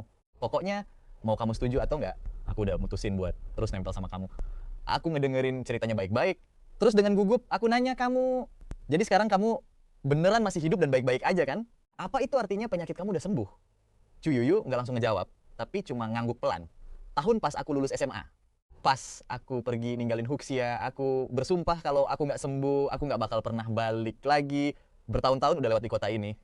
Nggak nyangka, pas pertama kali aku balik, aku malah langsung ketemu kamu di bandara. Mungkin ini yang namanya takdir. Jadi, kamu beneran udah nggak apa-apa kan? Hatiku yang tadinya cemas setengah mati akhirnya bisa tenang. Detik berikutnya, mataku langsung memerah, air mata udah mau tumpah rasanya. Tapi Chu Yuyu malah nggak ngejawab pertanyaanku, dan justru ngegodain aku. Ih, cowok gede kok nangis terus sih? Perasaan pas SMA dulu kamu nggak secengeng ini deh. Pas banget di momen itu, HP ku bunyi. Aku juga sebenarnya nggak mau nangis kayak gini, malu-maluin banget. Aku buru-buru jadiin telepon itu sebagai alasan buat nenangin diri. Ternyata telepon dari agen properti. Halo Kak Chen Fan, pemilik apartemen yang kakak sewa. Hari ini udah balik ke Jingdu. Apa kakak ada waktu luang buat ketemuan sama pemiliknya? Tentu saja bisa. Oke, kalau gitu kita atur siang ini ya. Aku pun langsung lihat ke arah Chu Yuyu. Yuyu, sekarang kamu tinggal di mana? Terus nomor telepon sama akun media sosial kamu juga. Minta dong. Sumpah, aku takut banget dia bakal ngilang tanpa jejak lagi kayak dulu. Baru aja Chu Yuyu mau buka mulut, detik berikutnya HP-nya gantian bunyi. Halo Nona Chu Yuyu, penyewanya bilang siang, ini dia bakal datang ke apartemen buat ketemuan. Begitu denger suara di teleponnya Chu Yuyu, aku langsung beku seketika. No way, kok suaranya mirip banget sama agen yang baru aja nelpon aku tadi. Chu Yuyu juga sadar ada yang aneh. Chen Fan, jangan-jangan kamu nyewa unit 1603 di kompleks Angsa Putih. Aku langsung natap dia dengan muka shock berat. Apartemen yang aku sewa ternyata punya dia. Tapi di kontraknya, jelas-jelas aku lihat nama pemiliknya itu Linuan. Nah, mata Chu Yuyu langsung berbinar. Itu rumah peninggalan ibu aku. Sumpah, aku langsung ngeblank. Apa yang terjadi hari ini bener-bener magis banget. Chu Yuyu baru balik ke kota ini dan langsung ketemu aku di bandara. Rasanya kayak naskah anime legendaris, mirip banget kayak di film Kimi no Na wa. Pertemuan penuh mimpi setelah bertahun-tahun lamanya. Jauh-jauh sebelum ini, Chu Yuyu udah mutusin kalau akulah takdirnya. Sekarang benang merah takdir yang gak kasat mata makin mengikat kita berdua dengan sangat erat. Oh iya Yuyu. Piano putih di kamar itu, apa itu barang berharga punya ibu kamu? Mendengar ini, Chu Yuyu langsung bertolak pinggang. Kenapa emangnya? Di mata seorang jenius, piano kayak kamu, piano itu keren banget kan? Tapi tebakan kamu salah. Piano itu sebenarnya punya adik aku, Gong Li, dan dia berhasil masuk ke Konservatorium Musik Huxia. Kadang dia juga tinggal di sana. Aku langsung tertegun. Gong Li, aku pernah dengar Chu Yuyu nyebut nama itu sebelumnya. Dia punya adik tiri, orang tuanya cerai, ibunya Linuan, pergi jauh ke Amerika buat ikut penelitian farmasi, super rahasia. Sedangkan ayahnya, Gong Ming, tetap tinggal di Huxia. Dia adalah CEO perusahaan multinasional, pengaruhnya besar banget tapi orangnya ramah dan rendah hati. Kemungkinan besar mereka bawa Chuyuyu ke luar negeri buat berobat. Begitu pergi ke luar negeri, emang susah banget buat nyari jejaknya. Ditambah lagi identitas Gongming yang istimewa. Pantesan aku nggak pernah bisa ngehubungin dia. Piano itu emang barang paling berharga buat adiknya. Kalau bukan karena tahun lalu dia pergi tur konser ke luar negeri dan nggak sempat balik, terus pengen nyari pianis yang pas buat nyetem pianonya, dia nggak bakal mau nyewain apartemen itu. Tapi dia belum tahu kalau aku udah balik. Aku mau kasih dia kejutan. Untung aja aku belum bilang ke dia. Kalau nggak, kamu sebagai penyewa pasti bakal langsung diusir detik itu juga. Aku cuma bisa terkekepelan. Padahal tadinya aku lagi mikirin taktik biar bisa nahan Chuyuyu di sisiku terus dan nggak ngebiarin dia pergi lagi. Nggak nyangka semesta malah ngasih kesempatan sebagus ini. Tapi ya tentu saja rencana ini cuma berani aku simpan dalam hati. Tiba-tiba jidatku disentil pelan. Aduh, aku natap Yuyu dengan bingung. Yuyu langsung cemberut. Chenfon, sekarang kamu udah pinter licik ya. Kalau bukan karena visual kamu yang gantengnya kelewatan, orang-orang pasti bakal ngira kamu mesum. Tatapan kamu barusan itu jelas banget lagi mikirin yang enggak-enggak di depan Chuyuyu. Aku bener-bener transparan kayak anak kecil yang nggak bisa nyembunyiin pikirannya. Aku nggak lagi mikirin yang aneh-aneh kok. Ya udah deh, aku nggak bakal ngegodain kamu lagi. Chenfan, hari ini kamu luang kan? Aku mau pergi ke suatu tempat. Temenin aku ya. Tentu aja mau. Kalau gitu kita balik ke apartemen dulu buat naruh koper. Nanti siang kita langsung berangkat. Melihat sosok Chuyuyu yang begitu ceria, beban berat di dalam hatiku rasanya perlahan-lahan mulai terangkat. Kalau emang Chuyuyu masih sakit, menurut penjelasannya tadi, nggak mungkin dia bisa bertahan hidup sampai sekarang. Apalagi tampil sesehat ini. Melihat dia bener-bener baik-baik saja, rasanya lega banget. Aku pun langsung menelepon pihak agen. Setelah ngejelasin situasinya, aku sama Chuyuyu masuk ke dalam kompleks Angsa Putih. Chuyuyu ngelihat sekeliling tempat yang udah akrab banget baginya dengan mata penuh kerinduan. Dia menarik napas dalam-dalam. Udah lama banget aku nggak kesini. Sebenarnya ibu aku awalnya ngasih tempat itu buat nenek, tapi mereka nggak biasa tinggal di sini. Makanya mereka balik ke kampung halaman dan minta nyokap buat ngebiarin Gongli tinggal di situ sekalian jaga rumah. Sumpah, gue langsung kagum banget ngeliatnya. Yuyu, hubungan keluarga lu asli harmonis banget. Chuyuyu, ini sebenarnya dari keluarga broken home yang nikah lagi. Tapi pas ngeliat gimana dia sama Gongle saling memperlakukan satu sama lain. Kalau hubungan mereka nggak sedekat itu, mustahil banget mereka bisa kayak gini. Jarang-jarang ada keluarga tiri yang seakrab ini. Sementara gue setelah kehilangan orang tua dan kakak kandung tercinta, akhirnya dia diadopsi sama keluarga Chen. Mereka emang nganggep gue kayak keluarga sendiri sih. Tapi rasanya nggak bakal pernah bisa sama kayak keluarga Gong di keluarga Chen. Gue selalu bersikap hati-hati, ngerasa kayak orang asing yang numpang, dan takut banget diusir sampai kehilangan kehangatan yang susah payah gue dapetin ini. Chen Fan, jangan mikir karena gue sempet sakit, hidup gue jadi sengsara ya. Sebenarnya gue beruntung banget, soalnya bokap nyokap sama ibu tiri gue semuanya baik banget sama gue. Ditambah lagi, gue punya adik cewek yang manja dan sayang banget sama gue. Terus, Chuyuyu balik badan dan senyum manis banget ke gue. Dan yang paling penting, di hidup gue yang penuh kasih sayang ini, ada lo, ada suara biola gue, dan ada melodi piano lo. Sumpah, detik itu juga gue langsung terpaku sama senyuman Chuyuyu. Pandangan gue terkunci, sampai nahan napas rasanya. Gue baru sadar kalau gimana pun kondisinya, Chuyuyu itu selalu kelihatan hidup banget, selalu positif, dan nggak pernah patah semangat ngadepin masa depan. Nggak lama kita sampai di apartemen. Tanpa ragu-ragu, Chuyuyu langsung lompat ke kasur gede, nge-bounce beberapa kali, terus merenggangkan tubuhnya dengan santai sambil nguap lebar. Gila, capek banget. Chuyuyu rebahan cukup lama di kasur sebelum akhirnya bangun. Matanya kelihatan penuh harap pas dia natap gue. Mumpung masih ada waktu, Chen Fan, gue mau denger lo main piano. Dong, omongannya santai banget. Persis kayak waktu musim panas di ruang piano sekolah dulu. Chuyuyu natap gue dengan begitu natural pas minta gue main piano. Sudut bibir gue otomatis langsung keangkat. Oke, Yuyu. Selama lo nggak ada kemarin, gue bikin satu lagu piano sendiri. Belum pernah gue mainin buat siapapun. Dari dulu gue mikir gue bakal nunggu lo balik dan langsung mempersembahkan lagu ini khusus buat lo. Lo harus jadi pendengar pertama lagu ini. Dan akhirnya hari ini kesampaian juga. Mata Chuyuyu langsung berbinar-binar. Terus dia langsung lompat turun dari kasur. Wah, kalau gitu gue tungguin nih. Tapi tiba-tiba Chuyuyu malah ngalihin pembicaraan sambil ngeluarin HP-nya buat muter video. Chen Fan, lo manis banget sih ngomongnya. Terus kalau gitu, maksud video ini apa coba? Gue langsung nutup mulut pura-pura batuk. Terus bilang dengan muka serius, itu cuma duet biasa kok, sumpah. Video yang ditunjukin Chuyuyu ke gue itu. Video duet gue sama Gayui dulu, sekalian video duet viral. Bareng Chin, Shun.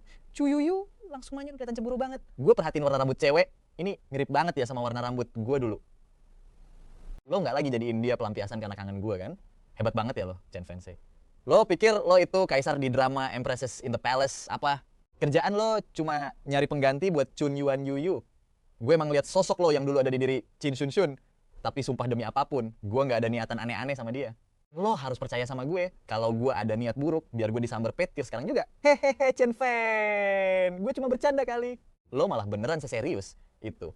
Chu Yuyu buru-buru lompat dan nutup mulut. Gue pakai tangannya. Gue langsung megang tangan mungil Chu Yuyu, terus dengan gemas ngusap hidung kecilnya. Jadi lo percaya kan sama gue? Muka Chu Yuyu langsung merah meronas seketika.